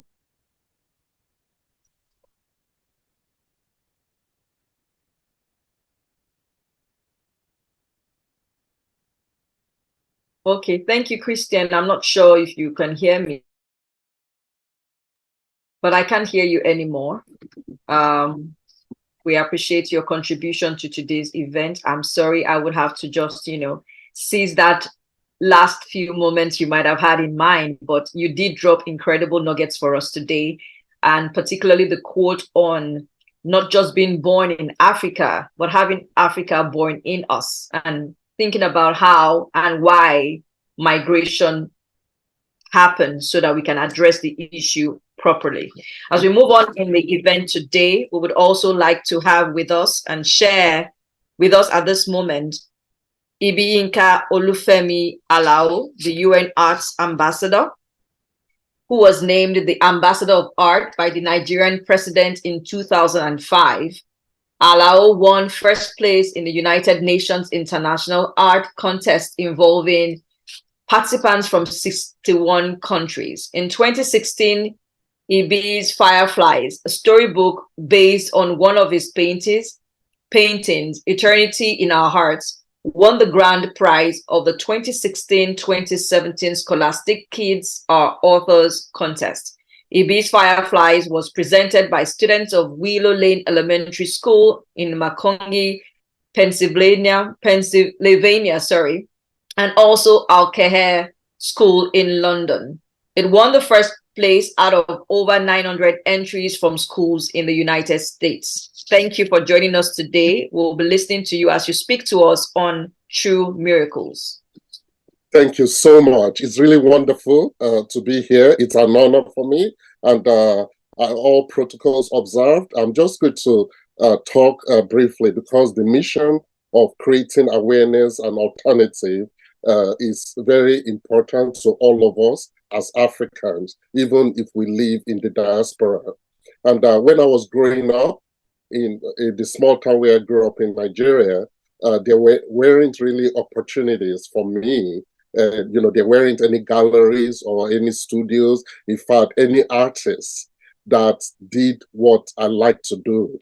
So a lot of the encouragement for what I did came primarily from my mom and dad. They would say all kind of glorious things about any paintings or any drawings that I made. So, but as I became older, as a teenager, a lot of wonderful things started happening, that people will come to our home and purchase my artworks. People that I wasn't familiar with that came from all over West Africa. And but when I became an adult, I discovered that what had been happening all those years was that my dad was the one that had been paying all those people that came to purchase my artworks to come and purchase my artwork. So in other words, my dad will give them money to go to his home to purchase my small drawings or paintings. What that did for me, even though when I became an adult, I was a little disappointed because I thought I was very famous with all those people coming, not knowing that it was all my dad's plan. But my mom and dad, they realized that there were no chances for me. There were no examples for me to see for what I like to do. So they ended up creating that opportunity or that chance. They created a system around me that made me encouraged. Because of that action, everywhere I travel to in the world, every museum, every place that I do these art programs, no critics can ever hurt me because I'd already been encouraged by the best. And I think that's what we are talking about here, to create opportunities for each other, to create something where it doesn't exist. We can do it because we are Africans and we have the most ingenuity in the world. I'd like to conclude by sharing the story of True Miracles. So my primary responsibility is using art as a tool for peace building around the world. So to enhance conflict resolution and things like that, both at the United Nations and elsewhere. So I use this painting a lot, and you might be able to see it on your screen. I have a copy of it here as well. That just basically, okay, great. So it shows a lot of people floating on something that is like a pool of water. And in that pool of water is an oyster shell. The most extraordinary thing about an oyster is this, that irritations get into its shell. The oyster doesn't like the irritations, but when it sees that it cannot dispose of the irritation, it uses it to do the loveliest thing an oyster ever has the chance to make, which is it creates a pearl. That if there are irritations in our lives, there's only one prescription to make a pearl. It may have to be a pearl of patience with a lot of love poured into it, but in any case, make a pearl, and it takes a lot of hope, faith, and love to do it. Sometimes to know anything about ourselves or about the Almighty God, all we have to do is to look at the oyster, because when we do bad things, God can destroy. But if he doesn't do that and forgives, all he's doing is making pearls out of us. When I ask the children, whenever I give a school assembly here in the United States, do you have any irritations in your lives? They usually say things like my brother or my sister, which might sound funny, but it's so true too, because these children realize that no matter how much your brother or your sister irritates you, you can't ever get rid of them. These are people that are in your life forever. How much beautiful if we retain that attitude as adults. What I'm saying is that, for us as Africans, for those of us that have traveled, oftentimes it's not that we even want to travel. It's just that maybe circumstances at the time necessitated it. I won the United Nations award, so I had to travel to the United Nations to receive the award. And of course, the government embedded me with the Embassy of Nigeria to the United Nations. But even if I didn't travel, I know what my dad had done for me many years ago, had already encouraged me, and he showed me how to create opportunities where they do not exist. The oyster makes this beautiful thing from dirt particles that enters its shell that it doesn't like in the first place. But it doesn't waste its whole life trying to discard of those things. It just keeps loving on them by pouring its enzymes. It keeps pouring its precious enzymes on top of those dirt particles. And when we walk at the beach and pick up an oyster shell, all we see is the most beautiful, beautiful pearl.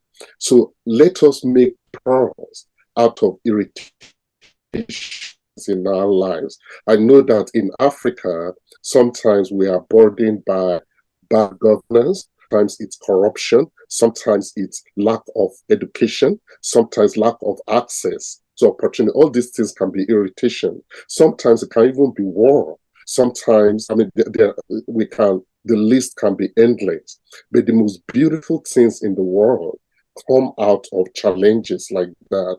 They come out of ugliness that we do not like, and we can make beauty out of it. The Bible says we can make beauty out of ashes. So this is what I like to encourage us to do. I think the mission of creating alternatives that CAA is doing, it's an integral of part of what CAA is about, because in all my conversations with Olasubome, I think, she breathes it out, that to create these opportunities that will not force people to want to leave their home, to leave the safety of their home, that to create these things that will help us all see that as it happens in Greece, as it happens in the United States, so it can happen, maybe even much better in Nigeria or in Africa in general.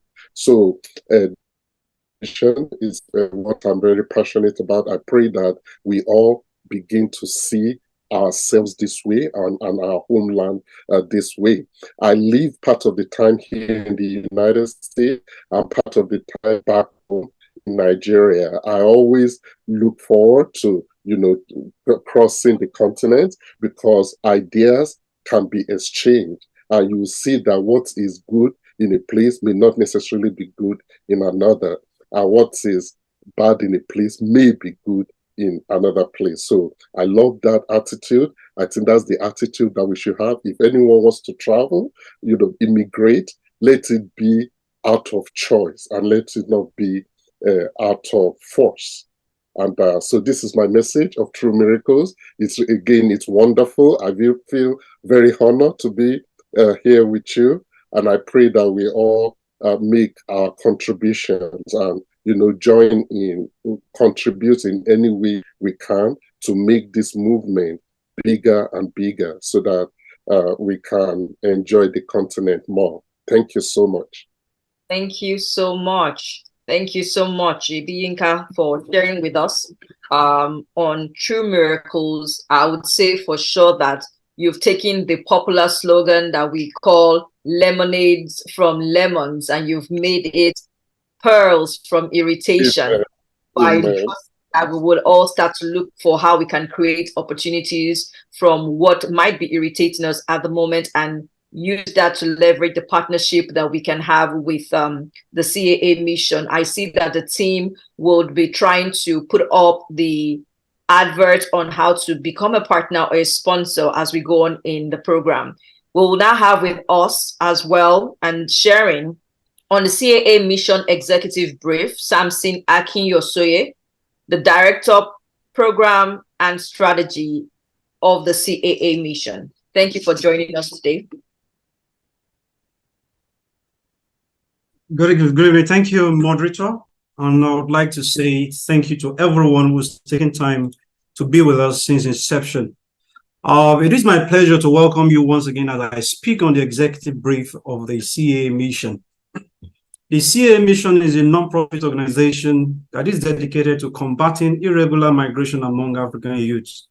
And we do this by fostering awareness on the risk and also presenting the viable alternatives to our African youth. The CAA mission hopes to reverse the motivation for travel by our younger Africans by bringing the opportunities they go to seek elsewhere back to Africa. So I would like to share the nexus of the CAA mission and how this nexus is working towards achieving its vision of an Africa where informed and empowered youth will have access to opportunities for growth and development on the continent, leading to a future where this menace of irregular migration is no longer the only option. It is the African youth can actually contribute positively to the prosperity of our nation by doing this. First, I would like to bring to our attention the three main framework, which I call the pillars of the CAA mission. Number one, awareness. We need to create awareness. Number two, alternatives. And number three, advocacy. The awareness pillar is aimed at raising awareness about the dangers of going through the perilous journey to an uncertainty that you never can imagine. The pillar of alternatives talks about exposing our young people to many diverse perspectives of how to build a life that they all envision, and to show to them that there are other ways in which we can eke out a living and be prosperous and successful in all that we do. And the advocacy part is to engage all and sundry, to rally everyone around this common cause so that we can all carry it and see it into our fruition. We have 7 key program intervention areas of the CAA mission, namely education and skills development, mentorship and guidance, economic empowerment, personal and institutional leadership development, policy advocacy, scholarships and exchange programs, and facilitated access to legal pathways for regular migration. Please permit me to take 10 seconds on each of these intervention areas and explain to us. The Education and Skills Development Program intervention is designed to provide African youth with education and skills development opportunities that are in demand on the continent. The Mentorship and Guidance Program intervention area is designed to provide African youth with mentorship and coaching to help them succeed in their chosen fields. As they will always say, it is a stupid thing to talk about experience when there are instructions. So we'll gather people who have gotten a journey made through that path and then show them the way that it is indeed possible where they are. Number 3, the Economic Empowerment Program intervention area is designed to provide the African youth with employment opportunities and to support the growth of small and medium-sized enterprises within the African ecosystem. Number 4, the Personal and Institutional Leadership Development Program. This is designed to provide African youth with leadership development opportunities in and around them so that they can influence their community and also build an Africa where they can exert their own influence and see it grow and thrive. Number 5, Policy Advocacy Program intervention area. This is designed to be an advocate for policies and giving direction to government, institutions of influence, and every other stakeholder that could help CAA attain its objectives. Number 6, the Scholarships and Exchange Program. This is designed to provide the African youth with scholarships and exchange programs that are available in many parts of the world, which will enable them to study and work abroad legally. And number 7, the facilitated access to legal pathways for regular migration. This is envisioned as a tool to help the African youth to understand the various legal pathways to make their migration to other lands very smooth and very profitable for them. Let me talk about the CAA directorates, which are the organs of the CAA mission. The CAA mission is made up of 5 directorates, namely the people management, the partner relations, the administration, the media, and the program. These directorates work together to ensure that the CAA mission achieves its objectives. The program directorate is responsible for the development and implementation of programs that are aimed at raising awareness about the dangers of irregular migration and providing alternatives. The people management is saddled with the responsibility of recruiting, training, and management of volunteers who work for the CAA mission, and to also enlist endangered youth all across the continent of Africa in order to be able to make an impact on them. The Partners Relations Directorate is responsible for building and maintaining relationships with partners who share the same vision as CAA mission. And the Administration Directorate is responsible for the day-to-day running of the CAA mission, while the Media Directorate is responsible for creating and disseminating content that promotes the CAA's mission's objectives. Let me talk a little about the vehicles with which CAA intends to achieve its mandate. The CAA mission has several vehicles that it uses to achieve its objectives. These vehicles are designed to provide the African youth with the tools and resources they need to thrive on the continent. They include the CAA Academy, Africa Venture Room, Afro-Biz Hub, and the Africa is Great campaign. The CAA Academy is a platform that is designed to train young Africans on skills and traits on a wide range of marketable vocations across the continent. The Academy provides African youth with the opportunity to learn skills that are in demand on the continent and elsewhere, such as digital marketing, entrepreneurship, coding, machine learning, agripreneur, and name it. The Academy will provide the African youth with mentorship and coaching to help them succeed in their chosen fields. Scholarship opportunities are secured and will be dispensed through this vehicle. The Venture Room Africa is a large seed capital fund that is aimed to assist young entrepreneurs across Africa. The Venture Room provides African youth with funding that they need to start and grow their businesses. It will educate them. It will profile them. It will attach them onto mentors. It will also give them the wherewithal for them to acquire the technical capacities to run a profitable business and be able to make something great out of it. The Afro-Biz Hub is a business incubator network that is designed to provide a hub for founders with operational and technical support facilities. This hub provides the youth of Africa with the resources that they need to start and grow their businesses. It is also going to be a potpourri of many opportunities for incubation, agro estates, IT park, and in fact, creating the first Silicon Valley of Africa.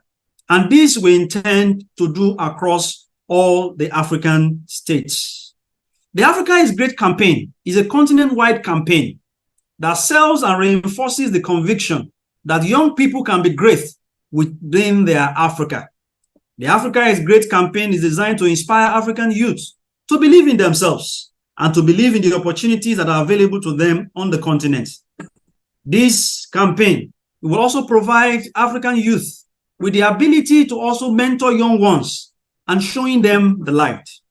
The seed capital that is needed for all these vehicles to be put on stream is going to be facilitated through willing and helpful donors and partners.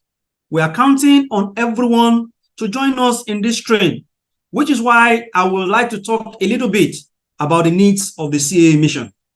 For us to achieve all the laudable objectives and the initiatives that we have set for ourselves, we will require partnership, which is essential to leverage the resources and expertise of government, international organizations, and reputable institutions. We will require endorsements from institutions and government, which is necessary for us to bring credibility and support for our mission. Funding is also very critical to getting all this done.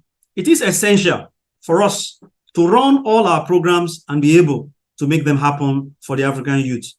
Technical assistance is required to ensure that the CAA's mission program and activities are effective and sustainable, which is why I must thank Gonsel Cars, who is also making a presentation very shortly. But we need hundreds of Gonsel Cars. We need hundreds of organizations who are doing very well all across the globe, who should come to Africa.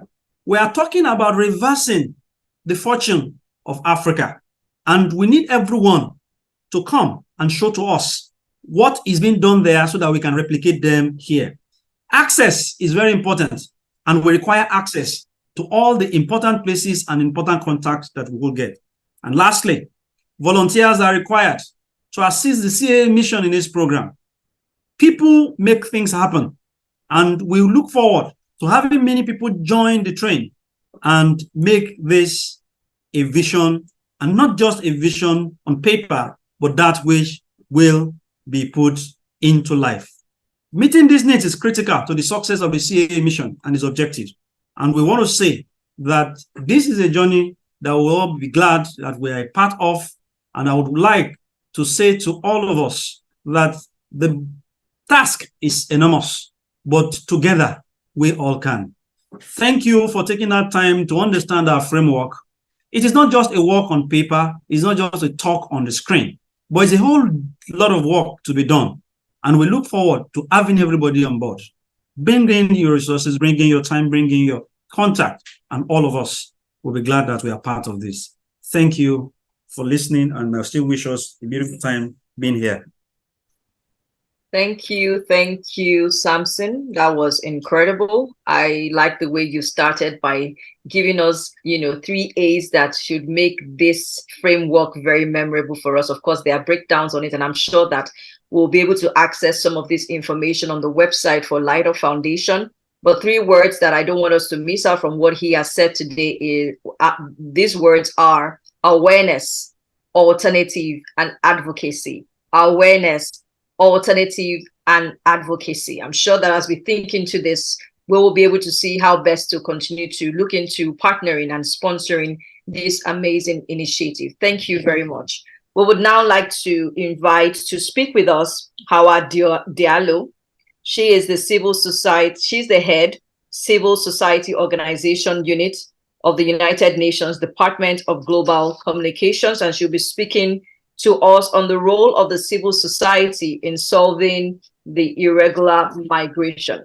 Ms. Diallo began her United Nations career in 1986 with the Department of Public Information in New York, where she worked in various public information capacities. From 1992 to 1994, she served in 2 United Nations peacekeeping operations in Cambodia and Somalia, respectively. Upon her return to New York, Ms. Diallo joined the Office of the Deputy Secretary General until moving to the United Nations Human Settlements Program, UN Habitat, in Nairobi as an Associate Human Settlements Officer. She later served as a partner and youth program officer until moving to UN Habitat's New York liaison office in 2010. Currently, Ms. Diallo serves as head of unit and public information officer in the NGO Relations and Advocacy section of the Department of Public Information, where she coordinates United Nations and NGO partnership activities. She has extensive experience in designing and implementing United Nations public information outreach programs and fostering civil society partnerships with a particular emphasis on youth and women's organizations. Ms. Diallo holds a bachelor's degree from Rosemont College in Pennsylvania and a Master of Arts from Long Island University in New York. Welcome, and thank you for being with us here today. Thanks so much, our distinguished moderator. It's really a great pleasure for me to be here. And really, frankly, we really heard a lot of information from really eloquent speakers before me. So my job is really easy. There's really not much to add because, most of the things I was thinking about are the same things that everybody is thinking about. So that's a positive think that all of us are on the same page. We know already that we have a problem. We know the scale of the problem. We've talked about some of the challenges, the root causes, political upheaval, lack of civic space, lack of political freedoms, perhaps repression, lack of economic opportunities, and even psychosocial challenges that young people face on the continent. So for me, having worked in the UN for so many years, I mean, I appreciate all the narrative, all the theoretical aspects, as you need to do research and you need to be informed in developing advocacy and awareness programs and in finding alternatives. But usually for me, what's very important is to ask myself as an individual, because I'm African, I'm from Sierra Leone, I'm a woman, I'm a mother, I'm a wife, I'm a daughter, sister, and auntie.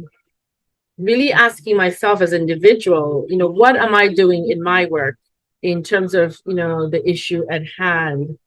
And working with civil society is something that I've proudly done for many years. And a lot of people who are on the screen here are from civil society. So I don't think I need to tell you what to do because I've heard everything laid out to me. I think what I need to emphasize is that as we are working with young people, we need to stay engaged, whether we're civil society, whether we're government, whether we are a receiving country, whether we're law officials. And I think in working with young people, we need to see them. We can't work for young people and just about them, but we need to see them for who they are in the continent. And frankly, I think this is a challenge we have in the African context. In many places, children and young people are to be seen and not heard. We need to make young people visible, make their voices strong and visible, not only in community, not only in family, but also in pushing our governments, in making their voices heard, not only when there's an election. I like what the UN Arts Ambassador said. I mean, see young people for who they are, not only to be a doctor and a lawyer, but the artistic and creative communities in our nations is something that we really need to take advantage of. In seeing young people, then we need to be inclusive. I cannot sit down and start doing a project about young people without involving them. And I like the fact that the project that's being launched, that I've seen a lot of young voices today talking about this initiative and telling us what Africa means to them and what solutions they have. I think that's a good path. I've heard a lot about cooperation and collaboration. I mean, even the UN has come to understand the UN cannot solve problems alone. We have to really have a multi-stakeholder, multifaceted cooperation and collaboration, and focus on finding solutions that are innovative. One thing I would emphasize is that we have the knowledge on the continent, we have the expertise. And as people working on the continent, we need to be able to not only collaborate, but to share the information that we have. Nothing is going to happen if we all are holding on to our resources, our expertise, and data and research, and the ideas that we're coming up with. And to go further, where's the money? We need to look for resources together, and we need to share the resources that we have. Sometimes it's not always money. Sometimes it's in-kind services, in-kind collaboration. I work in the Department of Global Communications, so advocacy is big. So I like the fact that this is really something this initiative is focused on, and that advocacy needs to be inside our respective countries, rural, urban, sub-regionally on the continent as a whole, and then going outside of the continent. I think it's very important not only for us to advocate amongst ourselves, but a lot of these young people, as somebody was mentioning, Spain, the situation, are landing in places where citizens have a fear. How do we tackle that with advocacy? How do we tap into the humanity's empathetic notion and sense, so that people are not afraid, they're not scared of what they see coming to their shores. I mean, before we even get to that, how do we, as Africans, we've said that throughout today, tackle the root causes? How do we make sure that young people have alternative possibilities? And I like some of the projects I was hearing. I think it was our gentleman who lives in France, our brother, who was talking about having these factories or industries along the way to show young people the beauty of Africa and the value of Africa that we have, that we sometimes miss because we are mesmerized with what is happening outside on social media, on TV, or somebody who's somewhere else and telling us, come on over, it's very good here. It might be good there, but maybe not for everybody. And, how are we looking as Africans in terms of what's at home? And how are we growing in terms of local economic development? I mean, I've heard some people mention African Union, and I think as civil society, we also need to make sure we're plugged into local, national, regional, but also international frameworks, whether it's the AU Vision 2063, whether it's the United Nations Agenda for Sustainable Development, or the SDG goals, or the UNDP frameworks that are in all the different countries. How are we connecting our programs and leveraging what is happening within our countries, but also at a national level? I think it's important for us across the generations, not just young people, making our governments accountable. Here I'm talking as Hawa Diallo, Taylor Kamara, and other UN staff. How do I make my government accountable? Talk is cheap. So I think also within the continent, we need to embrace this notion of open borders. So you may be able to do something in Ghana, in Sierra Leone, in Nigeria, in Zambia, in Malawi. But then what can I as a Sierra Leonean find for myself in Morocco? The continent is one. So how are we opening the doors and the borders and working towards, a global benefit for the continent? So like I said, so much has been said already, which I really echo and I align myself with. But one thing I always tell young people, because I work a lot with young people around the world, especially Africa. And we just had the General Assembly where I had quite a number of young people come. And some went, stayed. But one thing we talked about is that hunger. And I think we within our nations have to address that. And you see young people, taking these dangerous missions and travel. It's that determination and that perseverance that we have as Africans that we need to channel and really harness within the continent itself. I'll leave you with what I tell young people all the time. I love the UN. I love all the meetings I go to, but talk is cheap. Where is the meaningful action and where is the money? And how are we going to bring it back to the continent? Thank you so much for having me on this platform. Best of luck on your.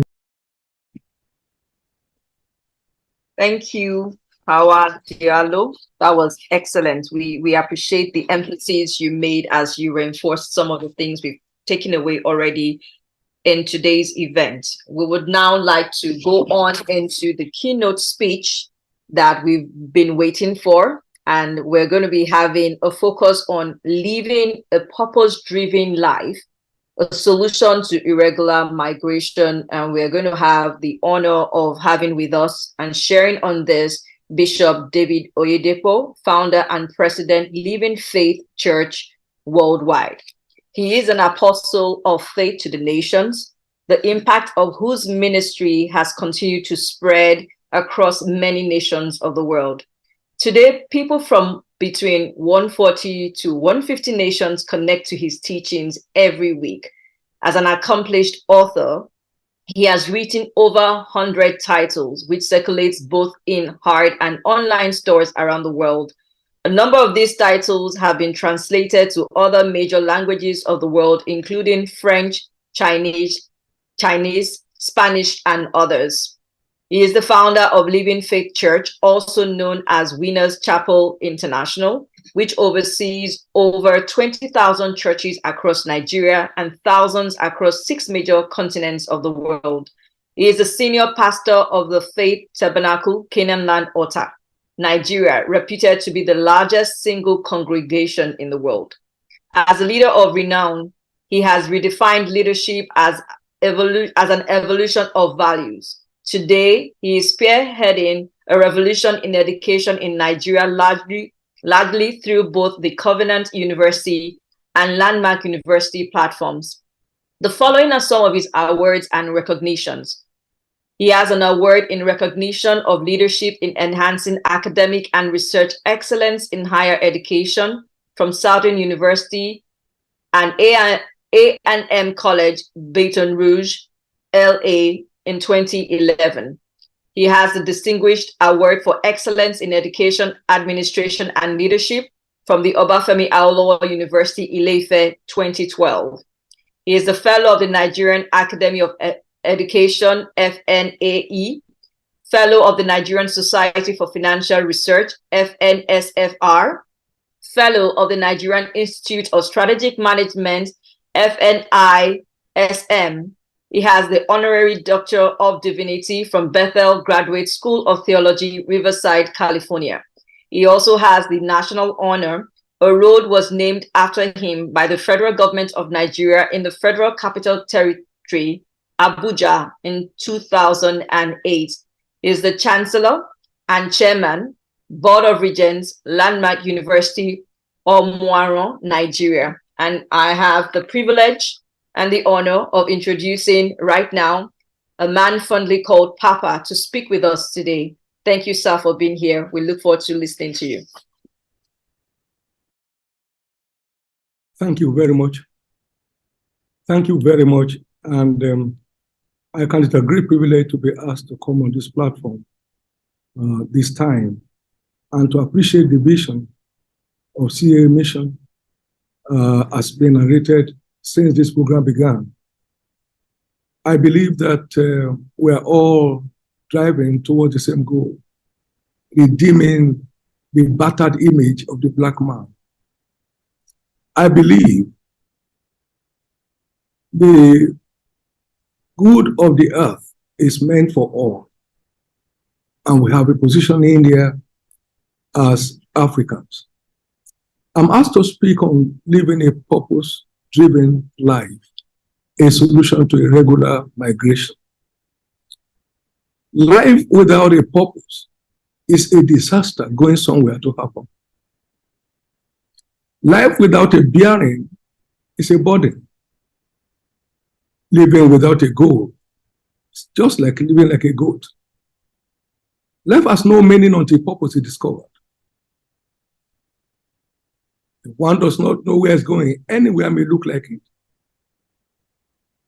Impact is a function of a well-defined purpose. I believe the challenge we are facing today is a result of the purposelessness of our massive youths. When purpose is defined, decisions become much more valuable than when you don't know where you are going. Many have a craving to travel out of their countries without a single idea of what for. If you ask any of them, what are you going for?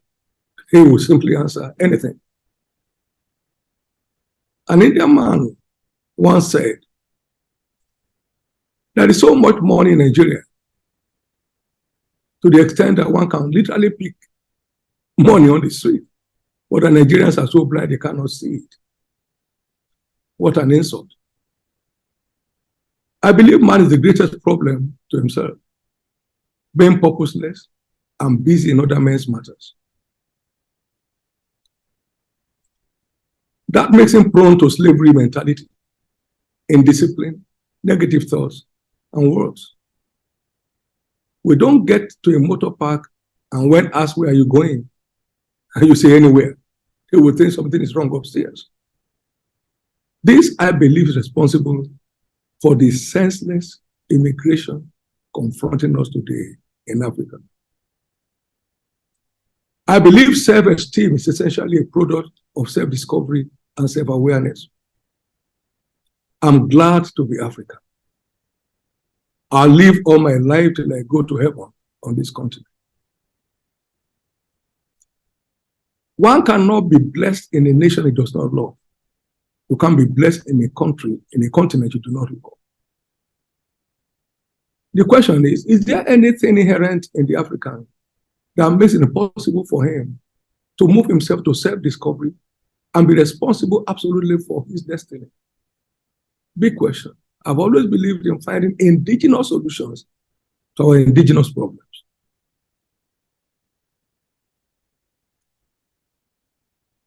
You will agree with me that in the animal kingdom, all animals find local solutions to their problems.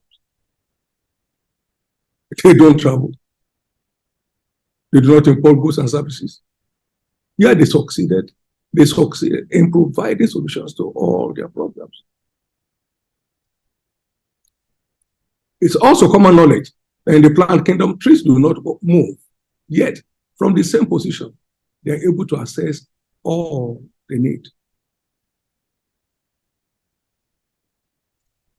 There is no amount of foreign interest, I believe, or support that would be a substitute for our indigenous engagement in finding solutions to the issues of our day. Thinkers rule the world. It takes productive thinking to create solutions. Only thinkers can make the best of knowledge because the value of knowledge is in its product. Today we have lots of educated people, but few thinkers. It's clear that most outstanding leaders are wide readers and wild thinkers. They think outside the box. Giants think solutions. Giants think tomorrow. Giants think the future. It's time to start thinking like a star. Nothing defines destiny like mentality. It's our imagination that defines our destination. Possibility mentality is what makes a giant. Our thoughts either makes or breaks us. Until we change the way we think, we cannot change the way we live. I undertook a study some 25 years ago on the human brain. And to my amazement, the human brain is same for all races. This applies to both male and female. The brain is said to have about 86 billion neurons. Each neuron is a little learning center capable of storing knowledge. But each neuron desires to be fed with vital information to be healthy enough to perform at peak and optimum levels, thereby provoking creativity. If we fail to feed and exercise the muscles of our brain through the art of peak learning and solution-driven thoughts, it will sag and become flabby, just like the muscles of a weak body that is not exercised. African minds should be transformed into new minds that can dream a new Africa into existence. This is where my philosophy of equality of destiny stems from. Today we run 2 universities. Covenant is now on the global phase, leading the universities in Nigeria, in West Africa, one of the leading universities in Africa. All of this came through productive thinking to finding solutions to what our problems are. That's reflected in our core values, reflected in our philosophy, our founding philosophy. We have what it takes to create solutions. We just like the commitment to. So I so much appreciate the mission of this organization in trying to reverse the movement. But that has to be, like you said, individuals waking up to take responsibility. No one has a second chance to live where you have only once. There's no return match.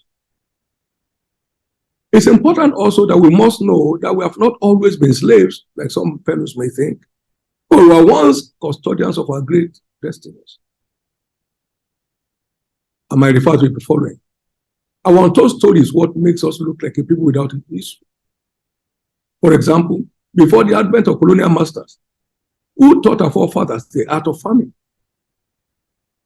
who helped them to discover what is edible, who taught them how to prepare their meals, who taught them the planting season for every crop, who taught them the intricacies of childbearing and childcare.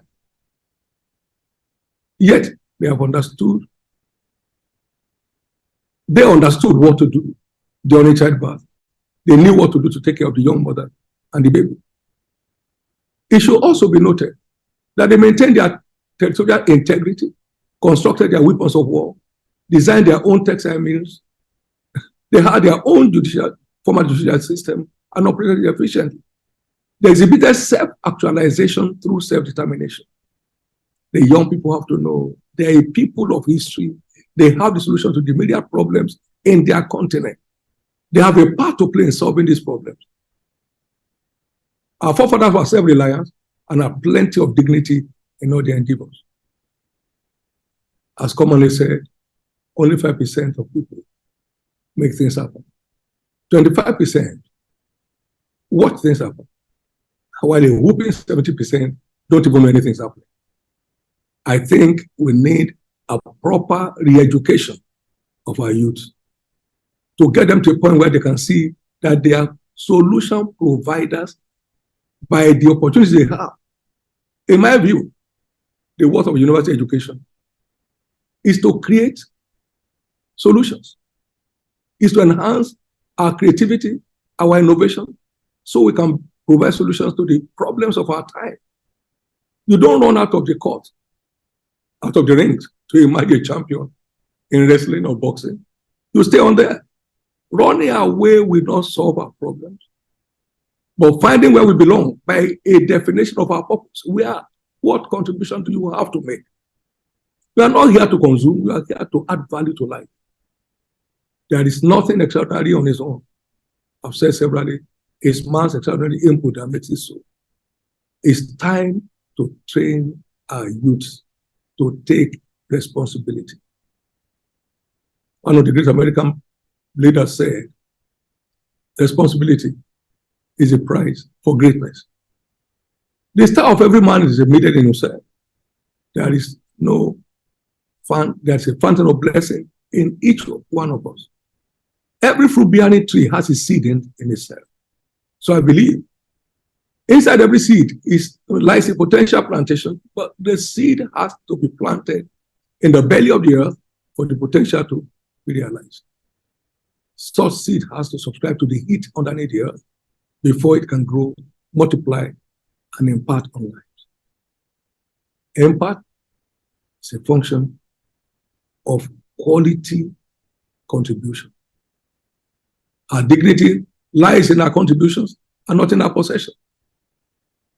No one will ever be remembered for what he has, but what he earns. May the youths of Africa come to realize that no one is coming down here to solve our problem for us. We have to take responsibility if we must not die in liability. It's high time this senseless migration, at the risk of individual's life, come to an end in life. I really appreciate the platform created this time, and I want to say we will give it every support in terms of whatever will be deemed to be our part to play. But I strongly believe that right education is key to stemming down on this menace. Right education.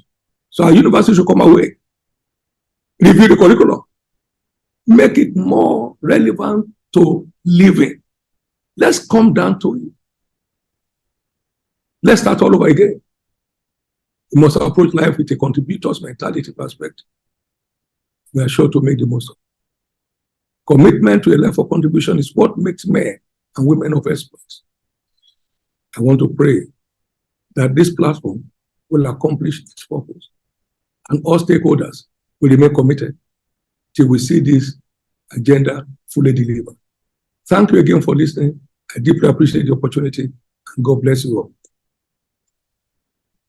Thank you, sir. Thank you so much, sir. Thank you for helping us to we focus back on the essence of purpose in being able to achieve the kind of change that the mission will be focusing on, bringing solution. Indeed, you are a role model in this space, very well respected, but you're not just, sharing with us ideas. You've basically led the way with the initiatives of the Landmark University and Covenant as well.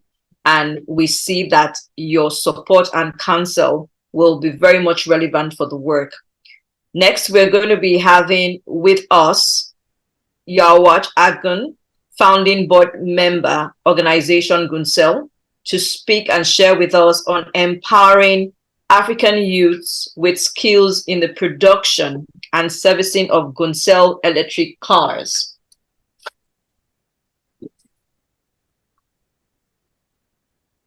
Mr. Yawach is a founding board of Guncel, a flagship brand under Near East Enterprises. He is at the forefront of sustainable transportation solutions. Under his leadership, Guncel has made significant advancements in the electric vehicle sector. In 2016, Guncel unveiled its first electric vehicle model, the B9, and thousands of test drives have been made so far with highly positive feedback. His contributions have introduced innovative ecosystem in the TRNC and beyond. It's a pleasure to have you here with us, Mr. Agun. We look forward to listening into your contribution today. Thank you. Dear esteemed guests, organizers, and fellow participants, I'm honored to join you today at the official launch of Creating Awareness and Alternative Mission. I'm Yalvaç Akgün, a founding board member of Guncel, part of Near East Enterprises. Near East Enterprises stands as the largest employer following the government in North Cyprus. With over 7,500 employees, it has a diverse portfolio containing globally recognized universities, financial institutions, factories, hospitals, hotels, and art museums. Guncel's journey began with a focus on sustainable transportation. In 2016, we unveiled our B9 concept.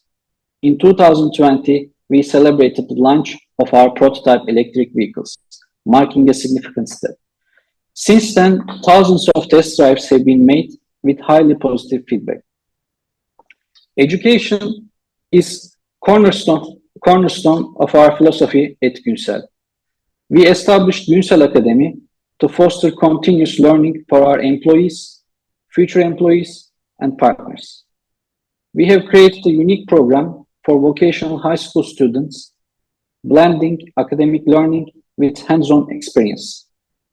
This program allows students to work with us while continuing their education, supported by 100% scholarship.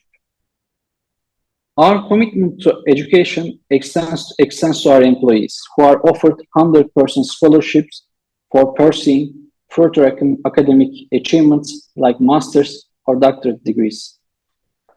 At Guncel Academy, we focus on both technical and social skills, ensuring a holistic approach to personal and professional development. Today at Guncel, we have a diverse and talented team of 300 individuals. Among those 20, they are from various African countries like Nigeria, Rwanda, Egypt, Botswana, and many others. They are not just technicians, they are engineers, software developers, designers, welders, machine operators, contributing a wide spectrum of operations that moves us forward. We had many others whose journey didn't stop at Guncel. They have extended their expertise globally, now making significant contributions in USA, Canada, and Europe. Their educational experiences at Near East University and Kyrenia University demonstrates the potential of merging academia with industry, a concept we are keen on to explore further in collaboration with CAA Mission across Africa. Our vision at Guncel goes beyond sustainable vehicles. It encapsulates sustainable lives, education, and futures. Although our primary focus is not on combating irregular migration, our objectives align with the goals of the CAA mission. By providing educational opportunities and skill development, we contribute to addressing some of the root causes of irregular migration. In our struggle against global warming, it's essential to explore low emission or zero carbon solutions for our transportation needs. The rise of electric car market is critical for meeting zero emission targets set by many regions globally, especially for the European Union. The EU's environment ministers recently agreed that from 2035, only new cars and ones with zero carbon emissions will be allowed for sale. Countries like United Kingdom, Denmark, Netherlands, Israel, Iceland, and Austria are transitioning to electric vehicle sales by 2030. Norway plans to start this shift much earlier by 2025.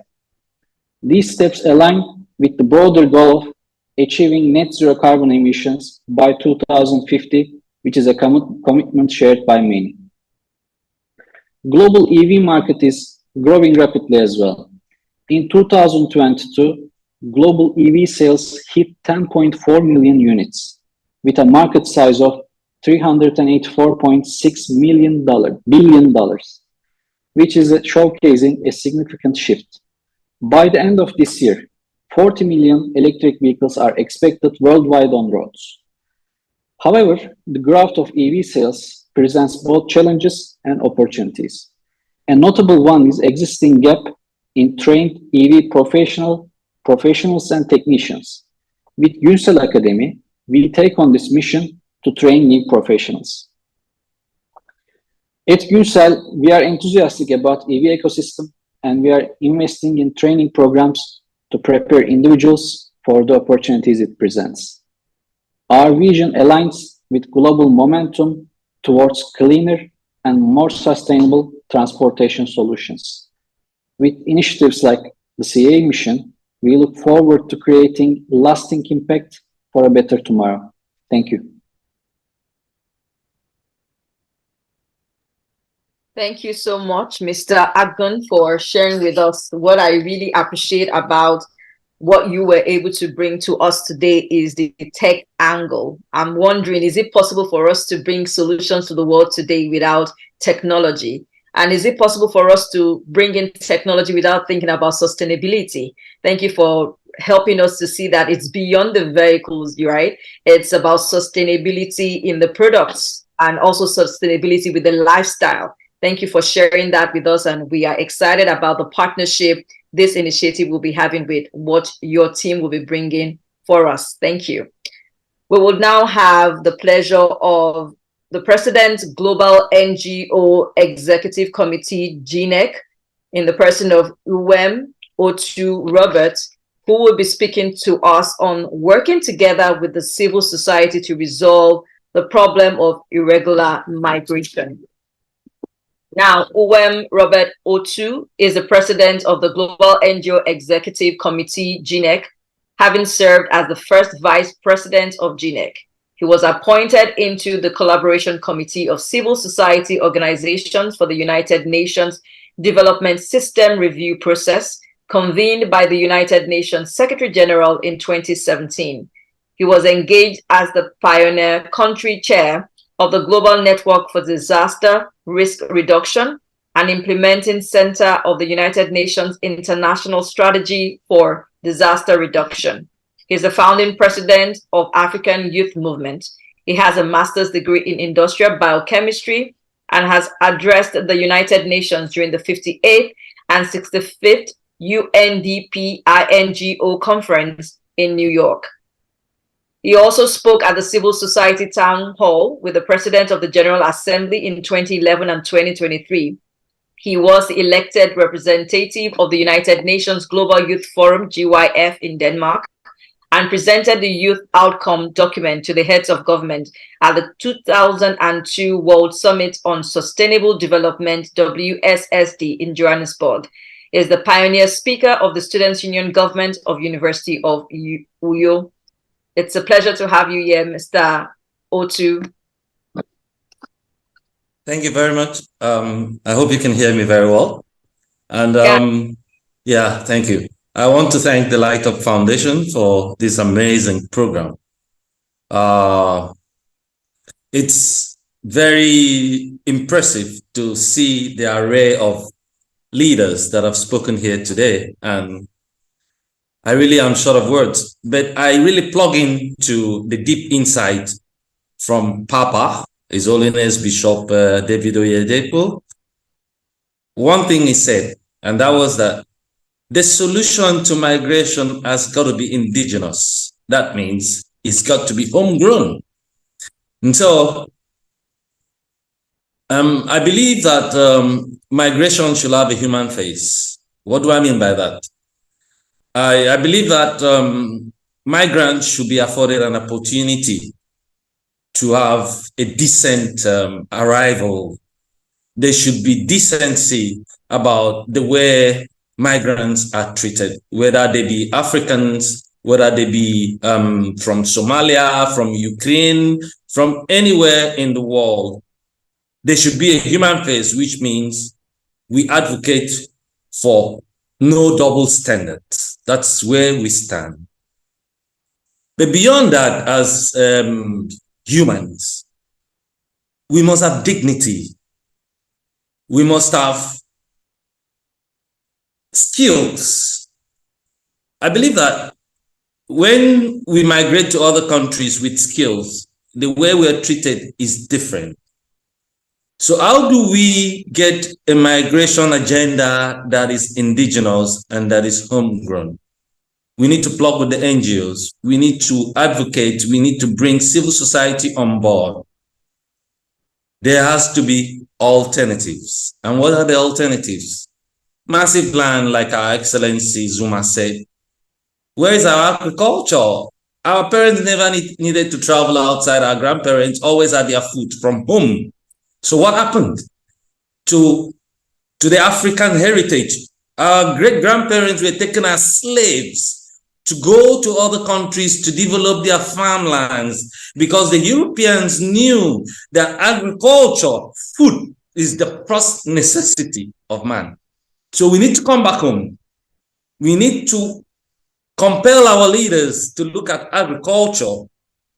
We need to talk to our partners, our foreign partners, to assist us to develop a strong and virile agricultural sector. Because whether you're educated or not, you need to eat food. So I believe that the alternatives we need for a decent migration, a decent travel, because it wouldn't be migration. I mean, when you've got some money in your pocket and when you've got a purpose to where you're going, you're no more migrating, you're traveling and you are received and you have dignity. And so we need those alternatives in agriculture. Our partners need to bring to us, to Africa, to developing countries around the world, to Asia, to Middle East. They need to plug into the agricultural sector, look for viable organizations that can teach people how to go back to the farms. We need to produce our food. That's number one. Number two, we need a good functional education. We need to reorientate our people. We need to reorientate the mindset.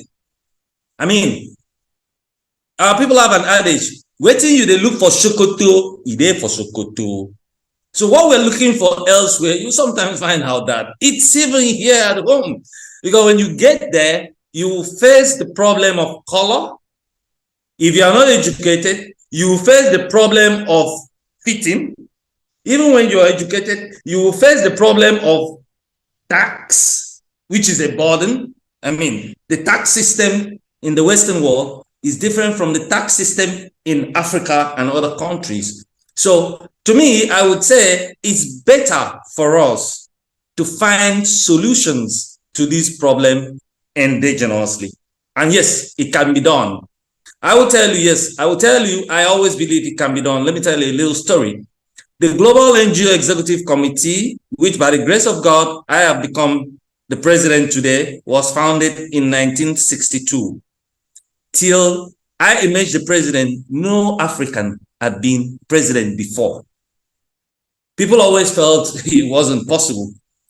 And I believe that I could I could become the president. I mean, I looked at the scenarios and I felt I was as good as every other person. And I gave my colleagues an agenda. And there's always going to be limitations, but you need to break through those limitations. And one of the limitations that stop other Africans or other countries from becoming president of this organization was because they said you need to be resident in New York. And so I am here in Nigeria. So how could I have become the president being a Nigerian? I want to tell you the purpose. I was driven and I said no. But then, like my sister Ola has always said, he who makes the pencil always also has the eraser. So why can't we change this law? If the law stops us, let us find a way to make sure that I'm not cheated, because I am the first vice president. I need to assume the presidency. And today the law was amended and I am sitting where I am sitting. And I want to encourage everyone on this platform to plug in to this great arsenal. The United Nations is a community that celebrates humanity. So all of us need to plug in. And not just because I'm an African, but yes, I'm an African and I'm a Nigerian and I'm a proud Nigerian. So charity begins at home. And my colleagues, we've told ourselves, we said we need to do all that we can do to empower our own Africans. So to find a credible solution to migration, an alternative to migration, we need to devise an indigenous plan. The UK said, oh, they were thinking with the idea, do we move them to Rwanda? Let's bring them back to Africa. I'm sure somehow they will come to an understanding about a plan of returning the migrants back to where they came from. But we don't even need to go through the whole hop. Let us demand from our partners that they should give back to us technology. They should give back to us inputs for education, make our universities strong. And they can do this without passing through government. They need to work and identify civil society leaders that can advance this message. So we need a strong advocacy, and we are here to support the Light Up Foundation, and we will do everything that we can do to give Africans decency. Africans are hardworking, we are strong people, and the energy that we put in to go to the sea risks our lives. If we risk our lives credibly back in our different countries, I believe there will be no need for us to go over there. In ending my speech, I want everyone to plug into the Global NGO Executive Committee. Really, we are the coalition, more like the liaison of the NGOs that are affiliated to the United Nations through the United Nations Department of Global Communications. Also, for the first time, the Civil Society Conference of the UN is coming to Nairobi, Kenya in May 2024. We all have a lot of input to make. Before now, I had shared with us a link to join our program on Thursday, this coming Thursday, Civil Society Program with the UN. Please try and come and make your voices heard and bring your inputs to the table. But I believe if we discover who we are and believe that we can be, then we can truly be great. Thank you very much. Thank you so much, Mr. Otu, for that passionate conversation you had with us. And I must say that that passion is indeed contagious, because you helped us see the need for us to focus on indigenous solution, which I believe very much that is what the foundation and the mission will be looking at in bringing solution to this problem that we've been having. We've had such an incredible day so far, but just before we go out today, we know that there are some inquiries, questions that would have come up as we got ready for this event and during this event. And in order for us to just get into the inside of some of the things that we might not have considered, we would like to invite now Jude Gideon, the Youth Director Africa, to come and anchor the Q&A session just before we are done for today. Thank you, Jude.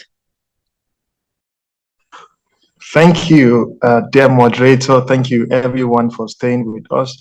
Thank you, the pioneers of Light Up Foundation.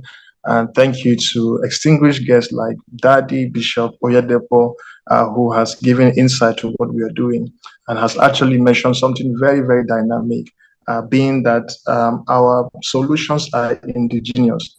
That means we only have homegrown solutions for some of our problems. And thank you for our viewers who have stayed with us from the beginning of the program up to this time. We want to have some questions. So if you have questions, please feel free to drop the questions in the chat box, and we'll be happy to welcome your questions. And we'll be directing these questions to some of the leaders we have here in the platform. We'll be happy to ask them to give answers to this question. But first on my list, I just want to ask a question from Ambassador Uwem, who just spoke right now. He mentioned how we can be part of this. I mean, he mentioned certain things regarding the global UN body. But my question primarily, I'm not sure if I have the name correctly. I think it's GNEC. So it's Global Executive Council, I'm sure, for the United Nations. My first question would be, how can young African youth be part of this mission? How can what ways can young people be part of this mission? How can they subscribe to, if there's any platform as such?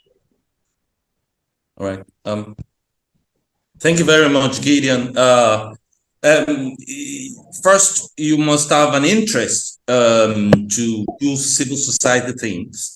And once you have that interest, you need to have an NGO that is registered in your country or in your state or in your locality. And then you need to come up and apply for affiliation with the United Nations Department of Global Communication or with the Economic and Social Council of the UN. So once you are affiliated to the UN, once your application is accepted as an NGO, you will now be sent to us, and you will automatically become a member. So, but then without, even if you're not a registered NGO, you can always make your inputs to us. After my speech, I'm going to put up, I'm going to drop some links on the chat box so you can share it, so that those who have an interest, like I said, the upcoming Civil Society Conference is for the first time coming to Africa in 2024. And we need a lot of vibrant young Africans to come up with indigenous ideas, projects. What can we do? How do we plug into the global climate change agenda? How do we move the poverty agenda forward? How do we enhance agriculture? How do we start the industrialization project? We need this kind of ideas. And then we'll talk to our partners and we'll see how we can advance this. Thank you. All right, thank you so much, sir, for sharing insight on that, and we'll be sure to share the link with our viewers as well, who will be, fulfilled having or joining the United Nations or the GNEC body, to be specific. And there are some other questions that we have that we want to take.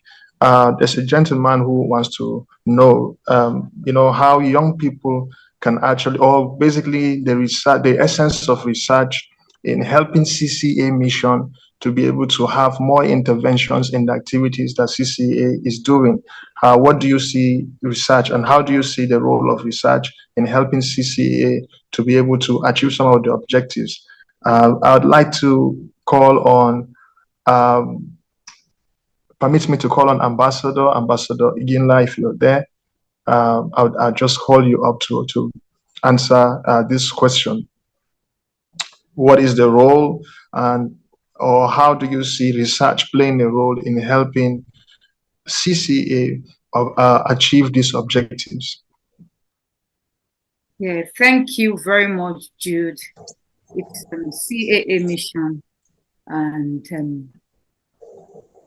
there are various ways that research can actually influence decision making and policy making. And it's even the crucial aspect of development usually lies on research work. So if you're a research or you love researching, we need you. We want to understand why people behave the way they do. We want to understand how we want to have a projection on how people will behave when certain conditions that are being exposed to them. So these are some of the things that would inform us in CAA mission on what steps to take, the kind of people to bring into in form of intervention, how people can use their talents maximally, and how they can maximize their benefit from the CAA mission. All of this is all tied to doing a proper research work on the people involved or the people that would like to be involved. For example, we are going into Africa now. If you're talented in the area of researcher, you can go with us and begin to see, we can take the responsibility of researching the behavior of people in that place. Why do people want to migrate in the first place from this particular community? Bring reasons why people want to migrate. That becomes the solution. We now begin to look at solutions whatever we would bring on board that would help people to stop thinking the way they are thinking, or will help resolve the crisis that's happening in people's mind in that particular locality. So everybody is relevant to this particular mission. You don't look at yourself and say, oh, I am this, or I'm a scientist, I don't think I'm needed in this circle. Everyone is needed. You just tell us what you have, and then we can sit down with you and say, perhaps you can help us this way or that way. Thank you. All right, thank you so much. Appreciate your answer to that. We have a question online. The question says, this question is coming from Olaleko Onifade. Thank you so much for your question. The question is, what can we do in the aspect where parents, or what can we do in the aspect where parents are the ones prompting these young ones to embark on this kind of journey? Sometimes parents are the one actually encouraging their children to be embarking on a journey, that is very risky, and children crossing the Mediterranean Sea, for example. Let me see who can help us with this question. I don't know if we have the United Nations Ambassador of Arts, if he can help us answer that question. Hello. Yes, the United Nations Ambassador on Art, that is Mr. Ibiyinka Alao. If you are there, sir, if you don't mind, you can help us answer this question. It seems you're muted, sir. Okay. All right. Yes, I've really been enjoying. I've been, doing two things at once, but I'm happy to answer. So the question is, what do we do if parents are the ones prompting us to travel? Right. So I know that can be a little bit difficult. If you remember from the story I shared, I said that it was actually my parents that encouraged me by building something around where it didn't exist. So in their own case, because my dad, my dad had traveled a while, but he knew that for his son, there was nothing, there was no opportunity, there was no existing opportunity around. So he's kind of a storyteller himself. He created this whole scenario so that he confused me into becoming successful, if that makes sense. That yes. He gave me these tools that made me appear as if I'm already very famous. I mean, people came to our home from Ghana, from Egypt, from all over. So it turns out that those people were actually prisoners around the big prison that we have in Ilorin then. So, but not because he's the mayor, he was the district officer. So he created this thing that, just to kind of encourage me and to show me that, one can create what doesn't exist where we live. So that is his own situation. That's what he did for me. So for me, it will have been very difficult if it was my parent that, were encouraging me not to travel, because it would be difficult to say no to them. But what I know is that, once as children, we create a sense of pride in ourselves about where we live. That's why adult contribution is very important too, that to create a sense of pride, to not to not demonstrate to children that, well, you are just going to be here for a while, you have to go out elsewhere in order to be successful. They say the grass is always greener on the other side when we are looking at another person's house. Instead of nurturing our own yard, we keep looking at, until we go to this place before we are successful. So I think it's a question of strength, of determination, and the will to make a change, even if the influential people around us don't seem to see that. And when I say influential, I mean people who are our functionaries, people who are older than us and are supposed to be wiser and all. Most likely, if parents are the ones pushing, maybe they have a different idea. They might know people elsewhere around the world that they want us to be with for a while, or something like that. So it might be the situation with them, but I think that would be a tricky thing to do, because my experience is complete opposite of that. In fact, when I got the invitation to travel to the United States, my mom and dad, luckily my dad was still alive then, so they were the ones. I mean, they encouraged me to go and receive their award and do the work that I was asked to do. But they weren't really. They say that if I go there, there's anything that I see I'm not comfortable with in New York City, that I should just come back home. That they always have open arms to receive me. And so I don't know if that answers the question. I'm sure it will. I'm sure it has for the person who is answering. Thank you so much, the United Nations Ambassador on Arts. I just have one question. Because of time, we'll not be able to take more questions for our viewers, but you can always drop questions, and I'm sure that CCA will be able to answer this question one way or the other. We might not be able to take it in this live program, but we'll definitely find avenues to do so. I have one question, and if possible, Dr. Zuma can help with answering if that is possible, if you are in a better position to answer. This question is, what is the role of the African Union currently in tackling some of these challenges? Have we seen any move from the African Union? Have we seen any initiative from the African Union? What role have the African Union played in tackling this challenge? And do you think, this is the second part of the question, do you think that the regional blocs, like let's say, for example, ECOWAS, COMESA, SEDAC, and the rest of them, do you think that regionalization of Africa would help in so much way to be able to bring economic growth to the continent?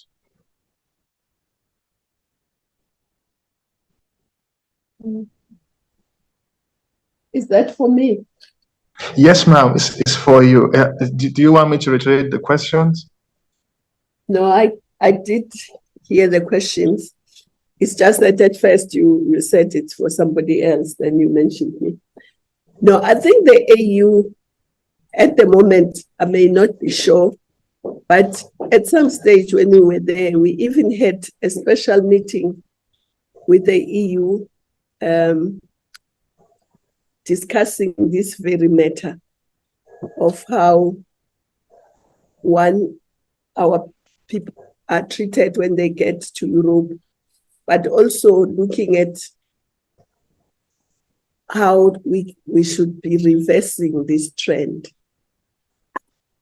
Yes. As I said, we can only really reverse this trend by creating an environment where the young people feel they have a stake in the future in Africa,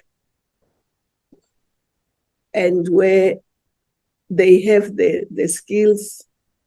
And you also asked about the regional blocs. The regional blocs are very critical in this, because the regional blocs are there for economic development. But I also think now that we have the African Continental Free Trade, we have more opportunities to develop our economies and to manufacture and to trade amongst ourselves. So I think the AU should do a lot more. I also think we should encourage the African countries to speed up the integration. For instance, we have African passport, but it's not being issued. I have the privilege, and few others, to have that African passport, and I can go to any African country without a visa, because if you are carrying that passport, you can travel across. Right. And countries are supposed to issue it to their citizens, but they are not doing it.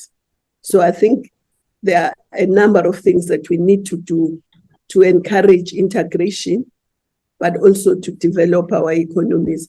Our economy can be one of the best economies because we have everything literally. Yes. Thank you. Thank you so much, Ma. What a very insightful answer. And to everyone who have helped in answering this question, thank you so much for your feedback. And once again, just to correct, I have been making reference to CAA mission as CCA, but just remember it's CAA mission. Thank you so much once again for your questions. For those who would have more questions, I'm sure would find ways to be able to answer your questions. Thank you. I would hand over to the moderator. Thank you and enjoy the rest of the session. Thank you, Gideon. Thank you, Gideon.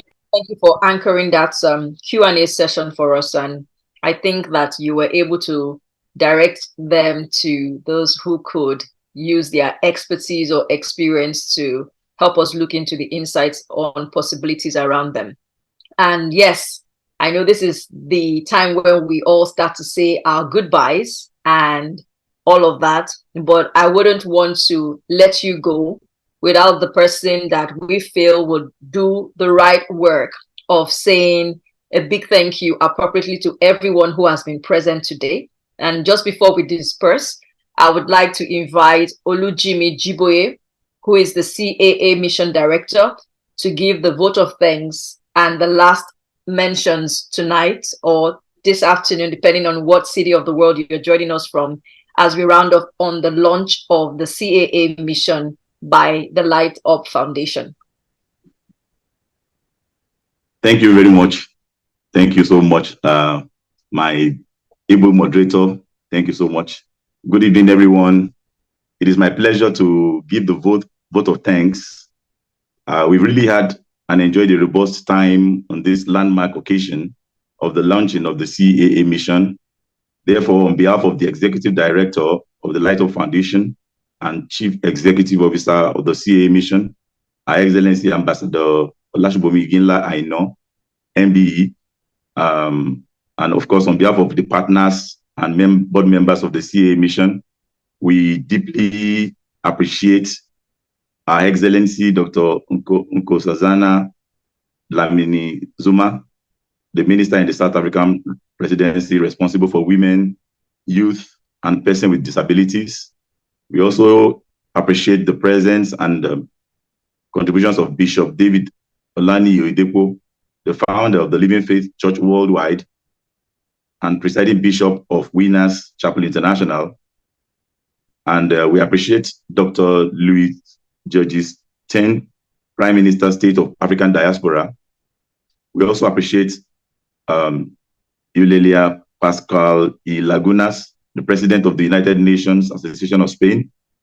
We appreciate Mr. Yalvat Agon, founding board member of Council CAS, and Mr. Ibiyinka Alao, the United Nations Arts Ambassador. We appreciate every one of you, ladies and gentlemen. We thank you all for your presence. We thank you for your patience. And we thank all the speakers for helping us to define the vision and mission of the CAA mission in an acceptable manner. We say a big thank you to you all participants for your presence. And of course, we cannot go without appreciating the planning committee, the media and the tech team for all that they did to make this event a great success. And I want to appreciate the moderator also. Thank you so much for the wonderful work you've done today. You've done a very good work. And I pray that may God continue to bless every one of us. Our expectation is that we hope, really hope that whenever we call upon you, you will always be available to help us and support us in any way you can. Thank you so much, and God bless you, and enjoy the rest of your day. Thank you.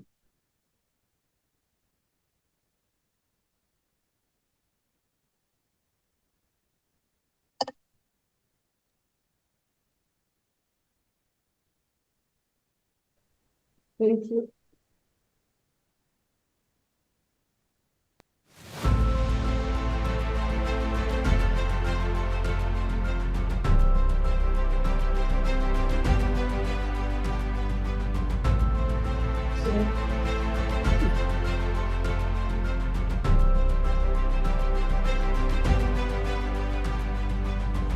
Thank you.